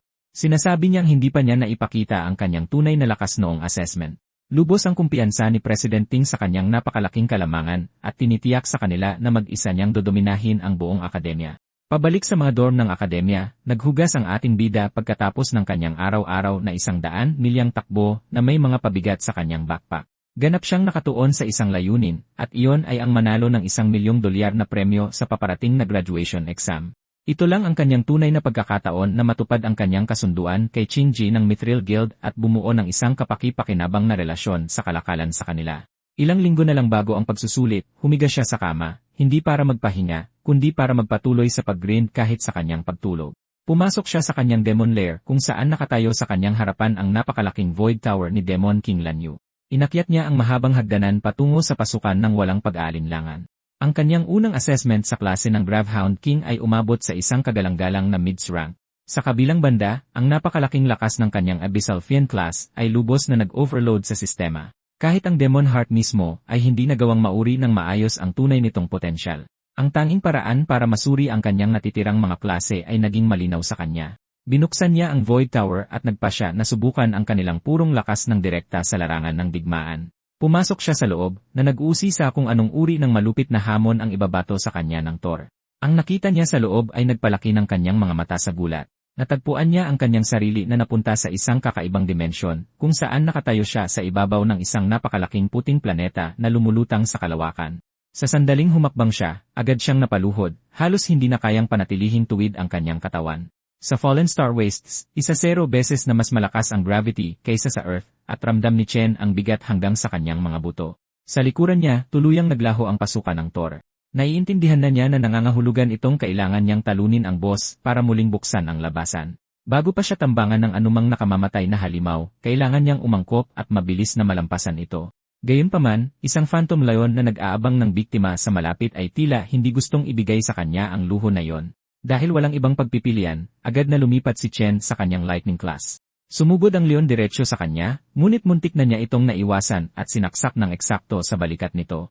Umungol sa galit ang halimaw, ngunit naging hindi epektibo ang atake dahil hindi nito tinamaan ang anumang mahahalagang bahagi. Mabilis niyang napagtanto na ang kanyang mga atake ay kasing bagal at hindi tumpak tulad ng kanyang kasalukuyang kakayahang gumalaw ng maayos. Madaling naipako ng Phantom Lion sa lupa at akmang kakagatin siya na parang tako, na nagpapakita kung gaano kahusay na nakaangkop ang mga halimaw na ito sa matinding gravity. Hinayaan niyang kagatin ng leon ang kanyang braso sandali, pagkatapos ay mabilis na lumipat sa kanyang Abyssal Fiend class. Ang pagbabago ay agad na nagbigay ng ibang uri ng stat boost. Kapalit ng kaunting bilis, nagkaroon siya ng malaking lakas at tibay na mahalaga para sa mga malapitang labanan na tulad nito. Ang pagpapalit niya ng klase ay nagpabagsak sa agresibong tuta at agad na binaligtad ang laban pabor sa kanya. Ang kakayahan ni Rakshasa na manipulahin ang gravity ay napatunayang napakahalaga. Sa isang planeta na may isa-0 yes, ang isang 3-time multiplier ay tumatama ng may matinding lakas. Sa sandaling iyon, umungol ng galit ang leon, ngunit walang awa si Chen, dinurog ang Phantom Lion sa ibabaw ng planeta. Pagkatapos, humandusay siya sa sahig para habulin ang kanyang hininga. Ginulat siya ng gluttony ng isang nararapat na level up notification. Pagkatapos ay ipinaliwanag na ang bawat klase ay tumatanggap ng star rating. Ang bilang ng mga bituin ay nagpapahiwatig kung gaano kalaki ang pagbabago ng mga stat kapag lumilipat sa klaseng iyon. Ang Purgatory Rakshasa ang may pinakamaraming bituin sa lahat ng kanyang mga klase. Sa kabila ng kalamangan na iyon, kalalaban lang niya para sa kanyang buhay laban sa isang rank na Phantom Lion sa klaseng ito. Nagiging malinaw na malayo pa ang kanyang lalakbayin bago maabot ang potensyal nitong triples rank. Sunod, nainis siyang makita na hindi man lang siya binibigyan ng gluttony ng opsyon na lamunin ang nilalang. Ang halimaw na ito ay malinaw na hindi rin ang floor boss dahil dapat lumitaw ang isang labasan kapag natalo niya ang tunay na boss. Bigla na lang, isang malaking pinto ang bumukas sa likuran niya. Dose-dosenang nagniningning na mga mata ang sumilip mula sa kadiliman.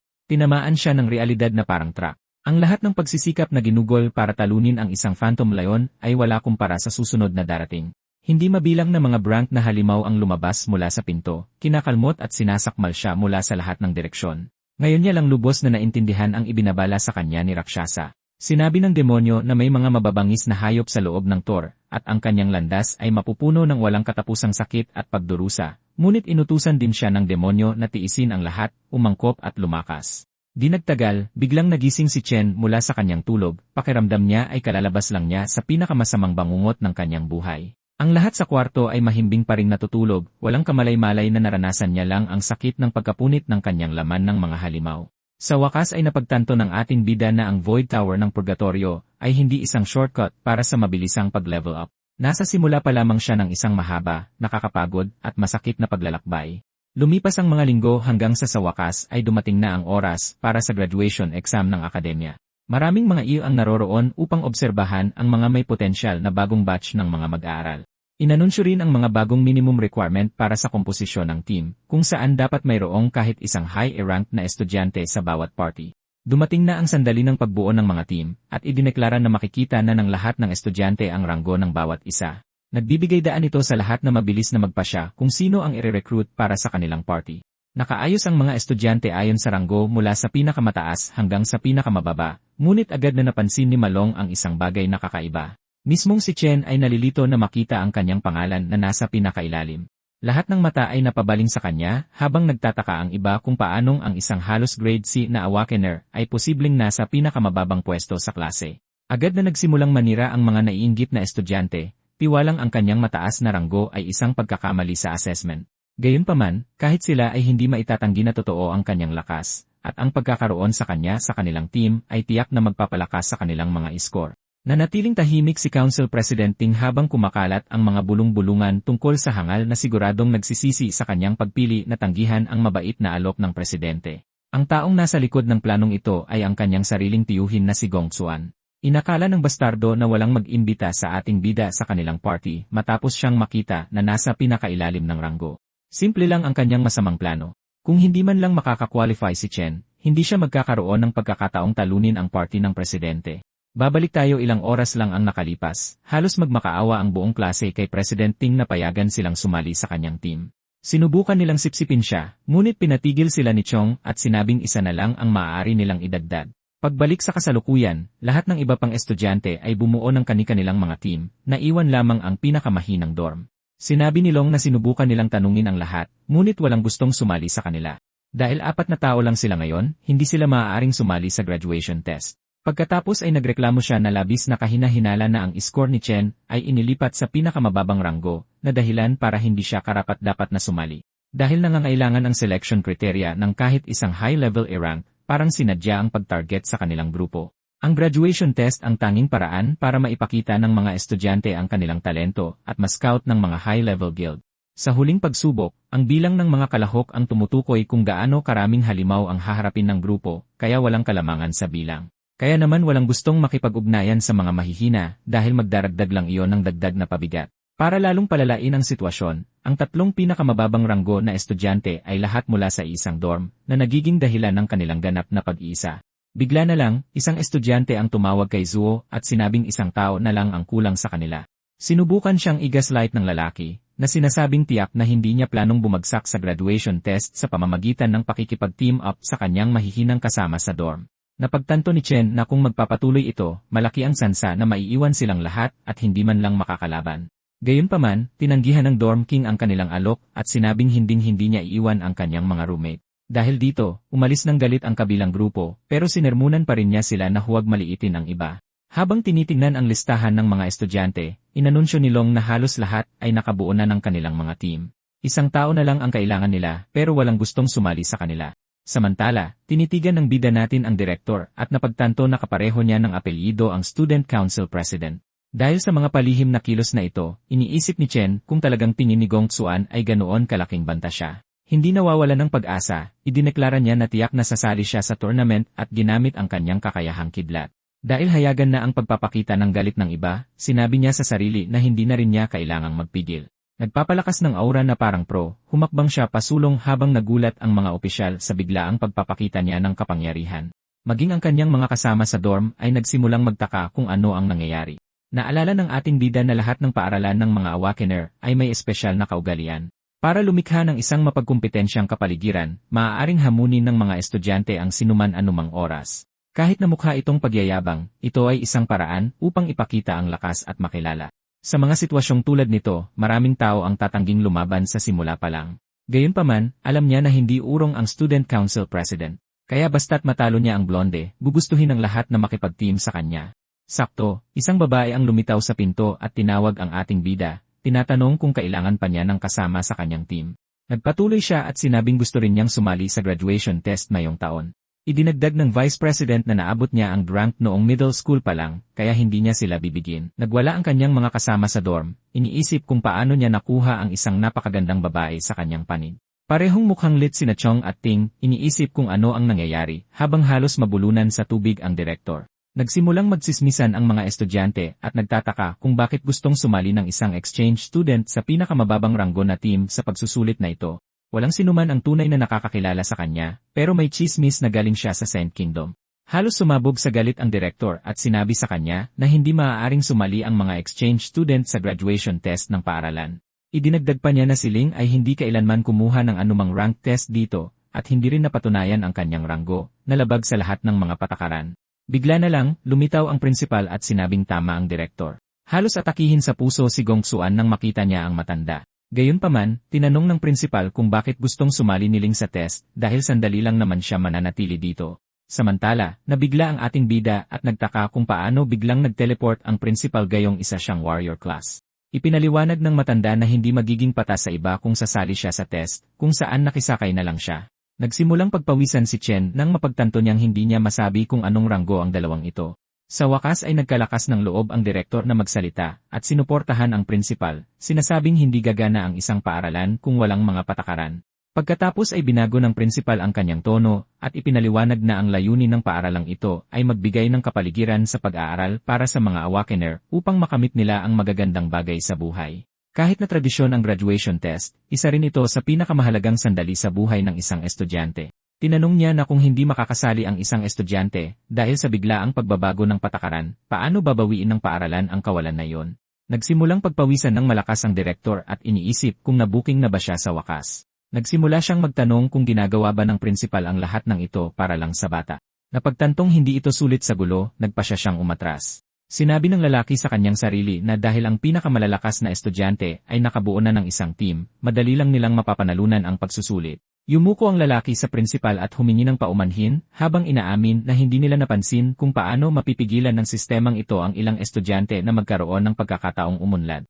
Inanunsyo ng direktor na kahit ang mga mas mababang ranggo na team at mga grupo na may mas kaunti sa 5 miyembro ay maaari nang sumali sa tournament para masigurado ang pagiging patas. Sa wakas ay nabuo na ng 4 na magkakasama sa dorm ang kanilang team at nagdiwang na maaari na silang sumali sa graduation test. Habang nakaupo sa likod, sinabi ng prinsipal kay Ling na tila masyado siyang interesado sa bata. Sa isang panig ng test, pinamumunuan ng Student Council President ang team ng pinakamalalakas na manlalaro. Sa kabilang panig, pinamumunuan ni Chen ang 3 pinakamahihinang manlalaro. Dahil dito, naging mausisa ang matanda kung aling kuweba ang pipiliin nila at kung ilang puntos ang makukuha nila sa huli. Pagkatapos ay inanunsyo ng opisyal na lahat ng kapitan ay maaari nang pumili kung aling Devil Cave ang papasukan. Sakto, tumunog ang kanyang tablet, na ikinagulat niya dahil isang kapitan na ang nakapili. Halos mabaliw ang lahat nang makita kung aling kuweba ang pinili ni Chen. Nagpanik din ang kanyang mga kasama sa dorm at sinabihan siyang magbago agad ng isip, tinatanong kung naiintindihan ba niya ang kanyang ginawa. Gayunpaman, nanatiling tahimik ang ating bida habang patuloy siyang nakatitig sa screen. Sa panahon ng graduation test, pumapasok ang mga grupo ng estudyante sa isang Devil's Cave at nakakakuha ng puntos sa pagtalo ng mga halimaw.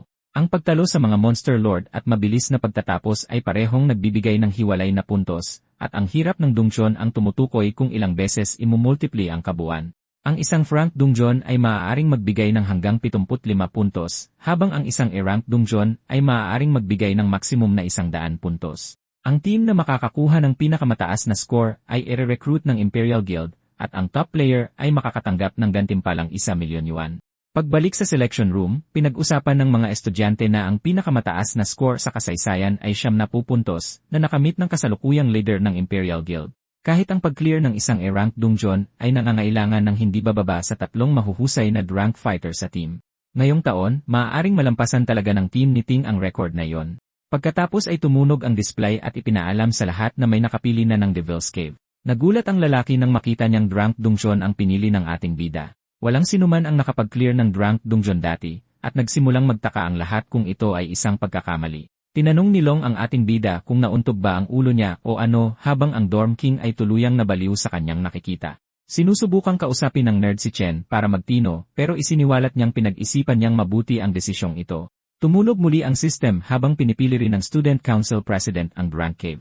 Agad na tinanggap ng mga kasamahan ni Ting ang pinili ng kanilang leader na nag-qualify sa kanila para sa test. Nagkagulo ang silid-aralan sa anunsyo habang sinusubukan ng grupo na magkunwaring walang pakialam. Inasar ng blonde na goth girl ang ating bida sa pagpapanggap nitong matapang at inakalang gusto lang niya ng atensyon. Idinagdag ng kalbo na ang kanyang mahihinang kasamahan ay hindi kailanman papayag dito at magkakawatak-watak ang team. Pinag-aralan ni Long ang mukha ni Chen at napagtantong hindi siya nagpapanggap. Nagtaka siya kung kailan naging ganito kalakas ang kanyang kaibigan at kung gaano kalaki ang ipinagbago nito. Matapos magdesisyon, pinindot ng nerd ang confirm button at nagpa siyang pagkatiwalaan ang kanyang kaibigan. Pinindot din iyo ang green button dahil pakiramdam niya ay wala namang mawawala sa kanya. Nainis ang Dorm King dahil nauna sa kanya ang dalawa sa pagpili at pinindot na rin ang button. Dahil doon, opisyal nang na-qualify ng system ang kanilang team para sa test. Tumingin sa kanyang mga kasama sa dorm, humingi ng paumanhin si Chen at isiniwalat na pinili niya ang dungeon na ito dahil gusto niyang maging top score. Napagtanto niyang pinipilit niya sila sa kanyang pangarap, pero tiniyak sa kanila na aabutin nila ang tuktok ng magkakasama. Nang marinig ang kanyang mga salita, biglang tumayo ang president at idineklara na sa kanya lang ang pinakamataas na pwesto. Lumingon si Chen at diretsong hinarap siya. Naglabas si Ting ng nakakatakot na aura at sinabing isa lang ang maaaring maging pinakamalakas na estudyante sa buong paaralan. Habang nakatayo sa likod, nagulat si Ling dahil ngayon lang niya nakita ang ganito kalakas na emosyon mula sa kanya. Ang banggaan nilang dalawa ay hayagan na ngayon. Ipinagmamalaki ng prinsipal na walang takot ang mga estudyante, pero hindi mapakali si Ling na pumili ang ating bida ng Rank Cave, na kahit isang si Rank ay hindi kayang i-clear mag-isa. Kahit na maaaring kumita ang isang estudyante ng 150 puntos mula sa isang Rank Cave, napakataas ng hirap nito. Bukod pa riyan, hindi rin angkop ang kanyang mga kasamahan para dito. Idinagdag ng prinsipal na halos isang buwan na lang ang natitira sa kanila, at hindi posibleng sapat ang kanilang pag-unlad sa ganoong kaikling panahon. Kahit na, umaasa pa rin siya sa pinakamabuti. Lumipas ang 2 linggo sa kwento papunta sa training grounds, kung saan lahat ay nakahandusay sa pagod sa lupa. Tinanong ni Long kung bakit sila nagte-training ng pisikal habang ang lahat ay gumagamit ng simulation training. Pinagawa sila ni Chen ng lahat ng uri ng ehersisyo na labis na ikinainis nila. Ipinaliwanag ng ating bida na ang simulation training ay walang tunay na tulong. Kapag pumasok ang isang tao sa Devil Cave sa unang pagkakataon, nabablangko ang kanilang isip, at ang tanging nagliligtas sa kanila ay ang kanilang mga instinct. Ang lahat ng training na ito ay para mapabuti ang kanilang pisikal na lakas upang mas mabilis silang kumilos at mas mahusay na mag-react. Ang pinakamagandang training ay pumasok sa isang totoong dungsyon at magkaroon ng karanasan, pero ang mga karaniwang tao tulad nila ay pangarap lang iyon. Ang mga elite lang ang nakakakuha ng ganoong pagkakataon, at hindi naman sila ordinaryong tao sa simula pa lang. Kahit na, gagawin ng mga elite na iyon ang lahat para masiguradong hindi makakahabol ang mga karaniwang tao para manatili sila sa tuktok. May access ang mga iyon sa mga resources na pinagsisikapan ng mga karaniwang tao na makuha sa buong buhay nila.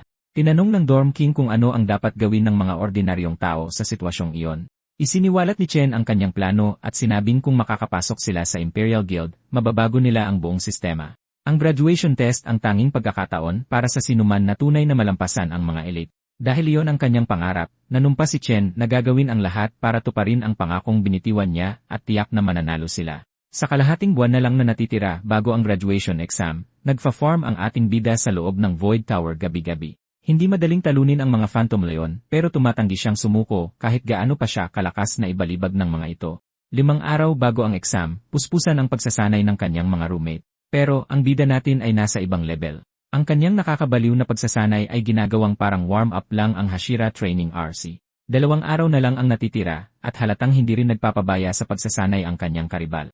Pero mas mabilis pa ang pag-unlad ni Chen. At ngayon, kaya na niyang makipagsabayan sa isang buong grupo ng mga leon sa ilalim ng gravity na nakakadurob ng buto. Habang may dugong dumadaloy sa kanyang mukha, ngayon lang siya naging mas handang manalo.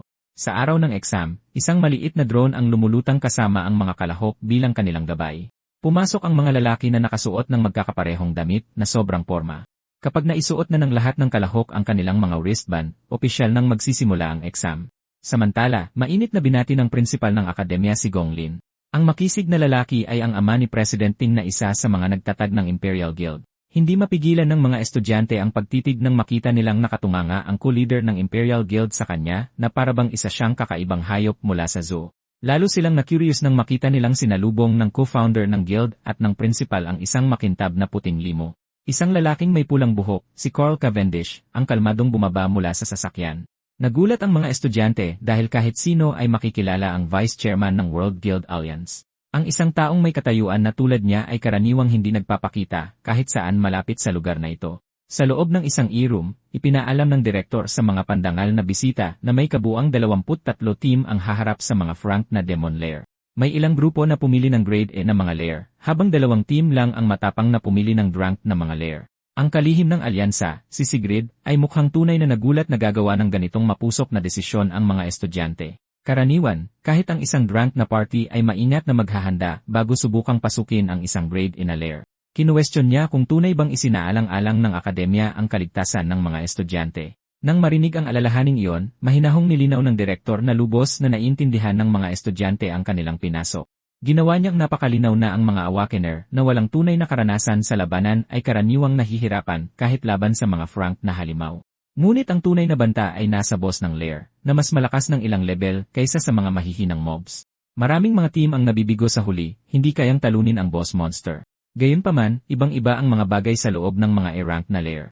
Kahit na ang pinakapangunahing mga halimaw doon ay may lakas na katumbas ng isang Frank na boss. Ang mapait na katotohanan iyon ay isang bagay na karaniwang natututunan ng mga estudyante sa mahirap na paraan.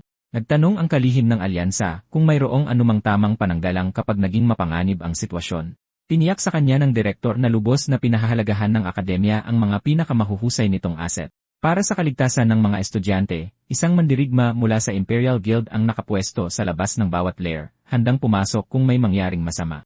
Bukod pa riyan, ang mga wristband na suot ng bawat estudyante ay kayang agad silang iteleport palabas kung pipiliin nilang sumuko o kung tunay na nasa panganib ang kanilang buhay. Nang marinig ito, nananatiling nag-aalinlangan ang babae na mayroong sapat na talentadong mga estudyante ang akademya para harapin ang isang drunk na Lair.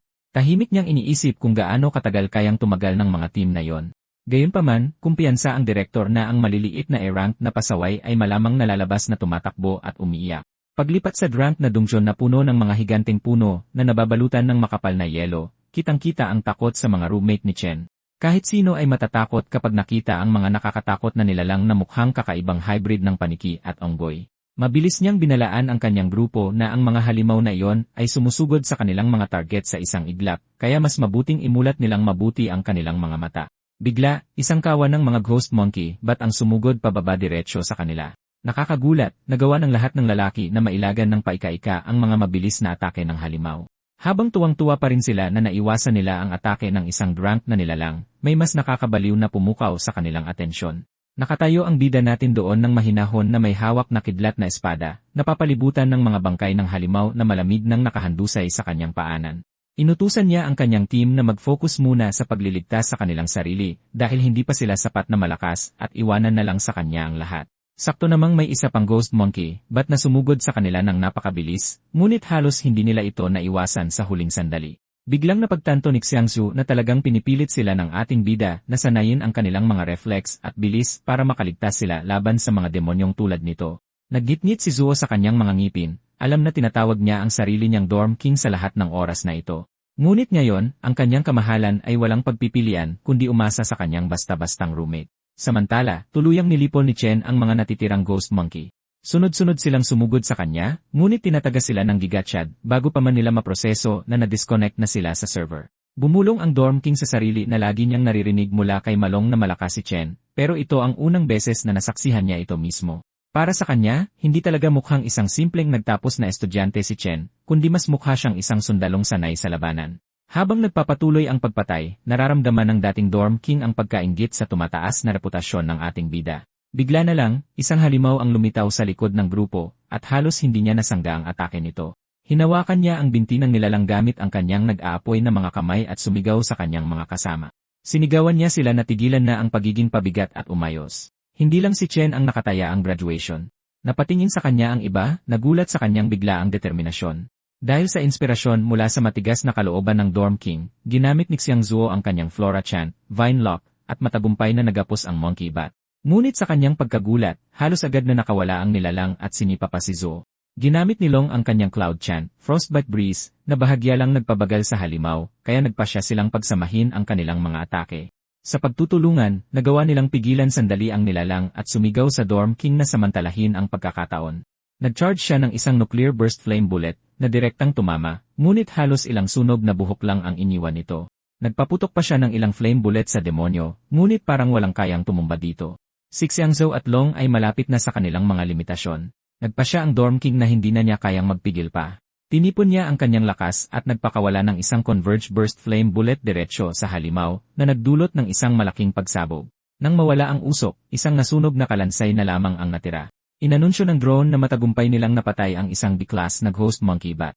Bumagsak silang tatlo sa lupa, lang ubos ang lakas. Tuwang-tuwa sila na nagawa nilang talunin ang isang B-class na halimaw nang sila-sila lang. Lumapit ang bida natin, bahagyang nagulat, at agad nilang tinanong kung nakita niya silang pinabagsak ito.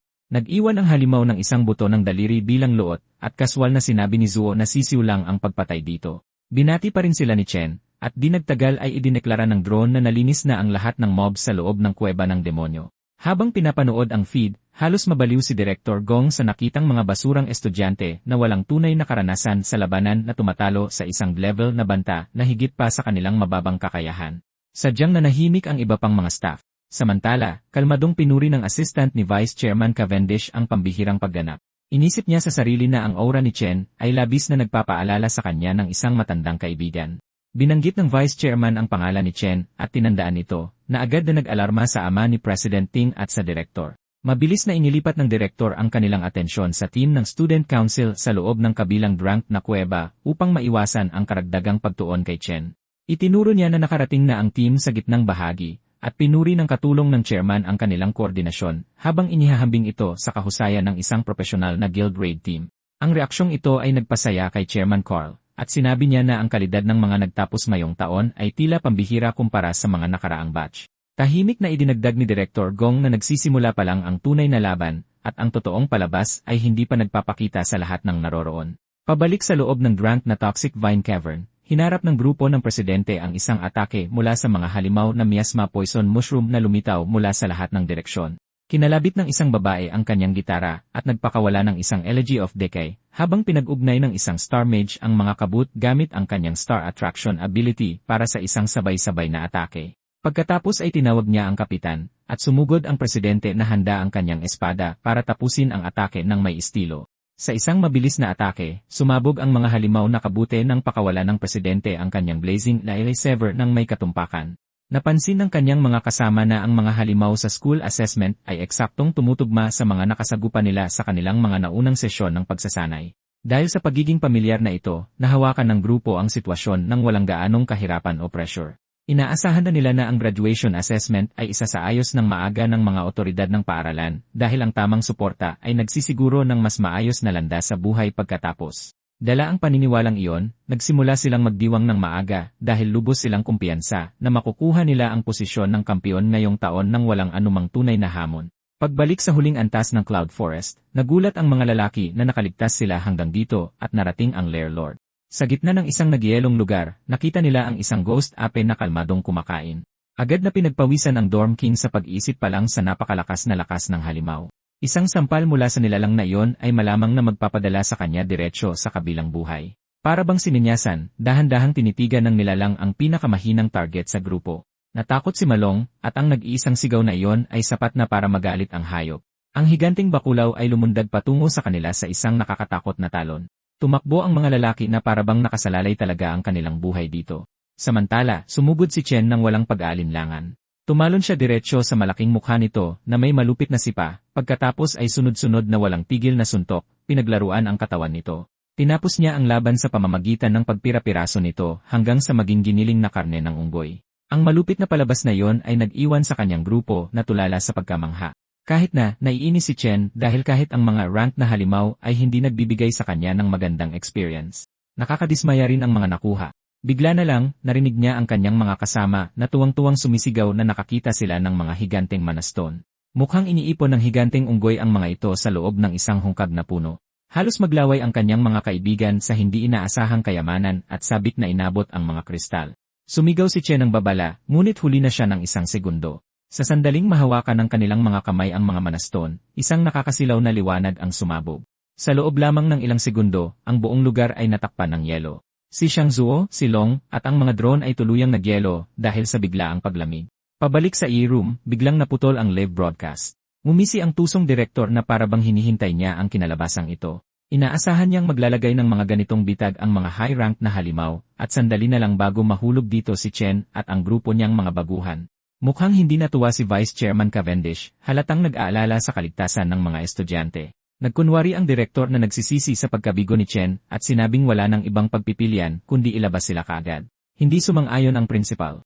Ikinatwiran niya na hindi sila nasa agarang panganib dahil mag-a-activate ang mga wristband kung magiging abnormal ang vital signs ng mga estudyante at wala pa sa kanila ang nag-isip na sumuko.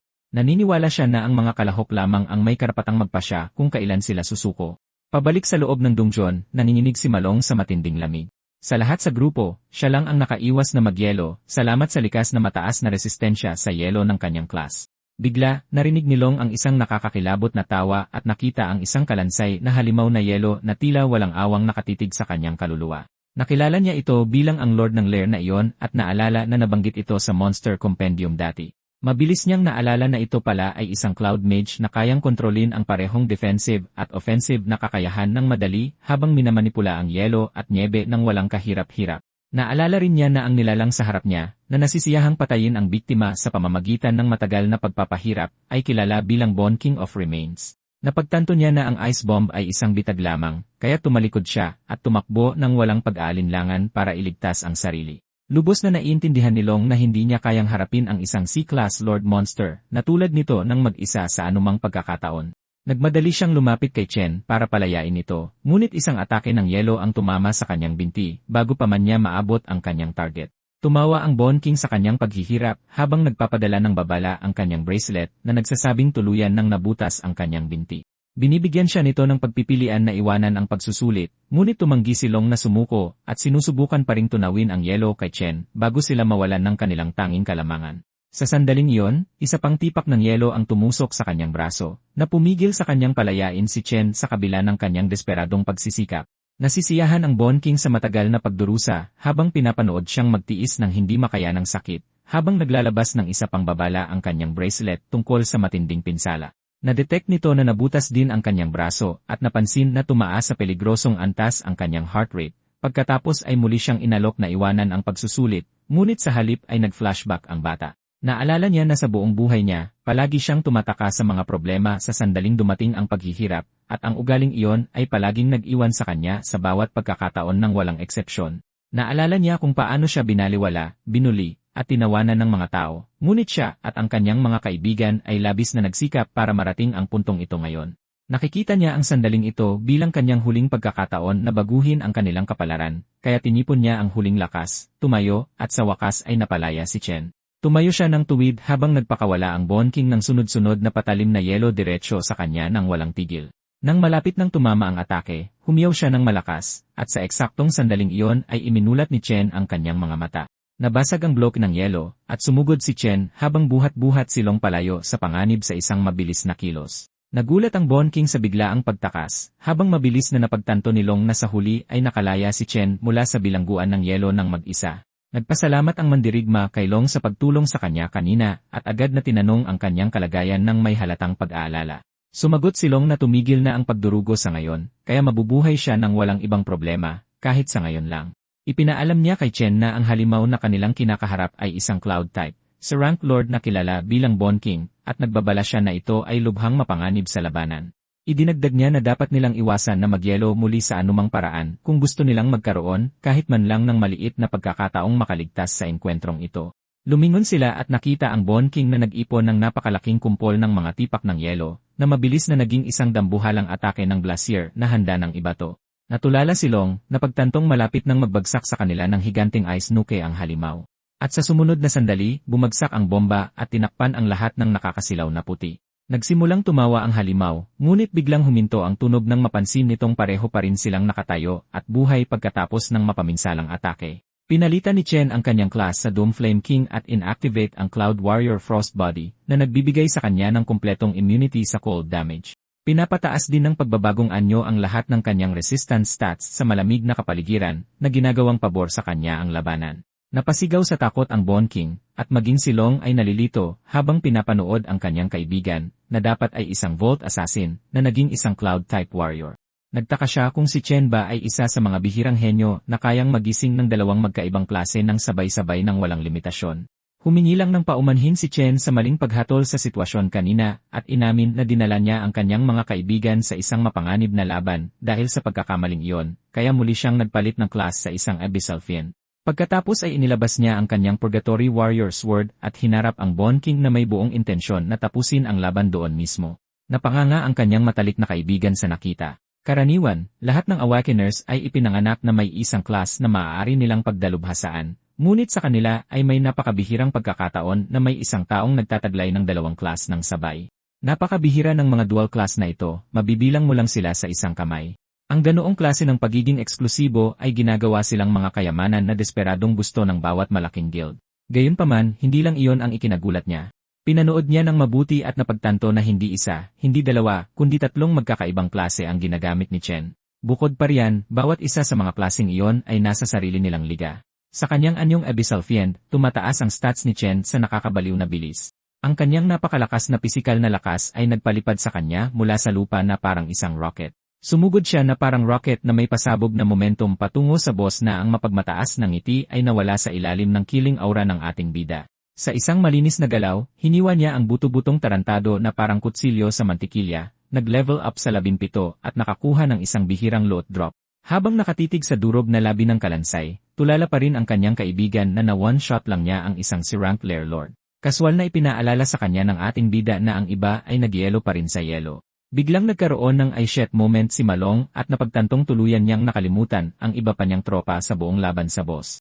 Tumakbo siya para tunawin ang yelo sa iba bago sila maging bawal na ice cream. Pagkaalis niya, napansin ni Chen na may opsyon siyang lamunin ang Frost Lich King. Dahil walang nakakakita, mabilis niyang sinipsip ang natumbang Lair Lord at nakuha ang Cloud Mage class. Salamat sa Arctic Nova ng boss na bumulag sa bawat drone sa lugar, walang makakatuklas sa kanyang nakatagong kakayahan.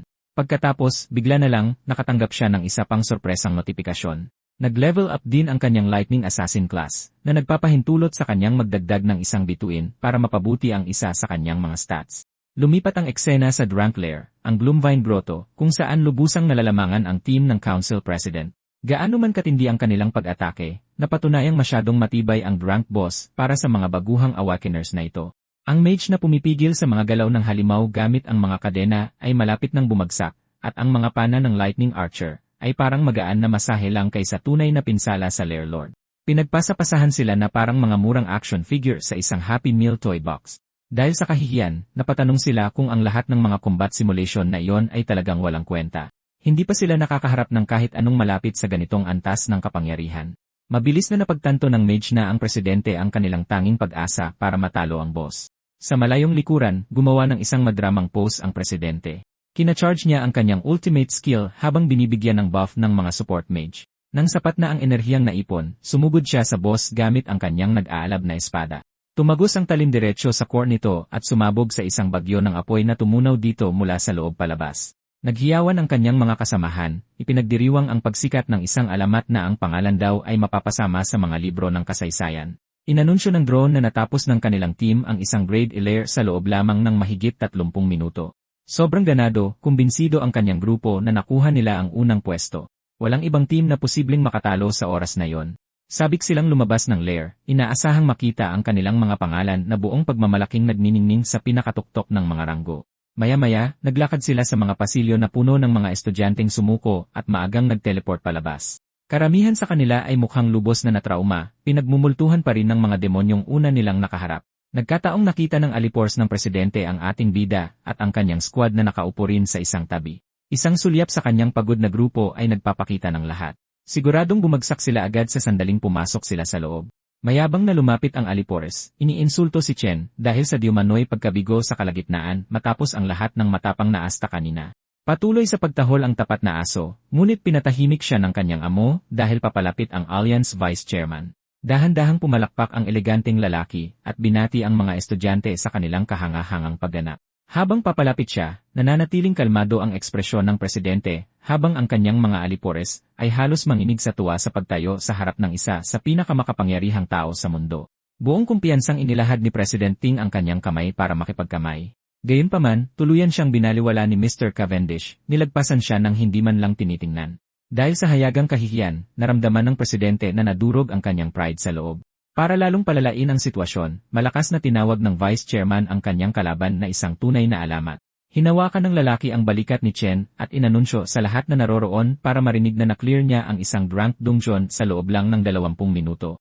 Kahit ang mga profesional na team mula sa sarili niyang guild ay hindi pa nakakamit ng ganoong record.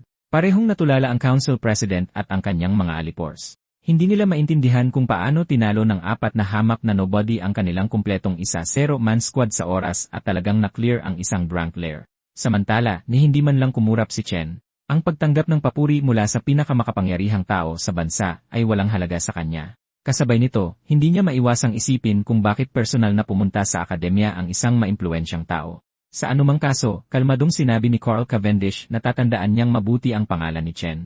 Pagkatapos ay lumingon siya kay Gong Lin, ang taong nag-imbita sa kanya dito sa simula pa lang. Kaswal na sinabi ng Vice Chairman na talentado rin ang kanyang anak, isang papuring pilit na pilit.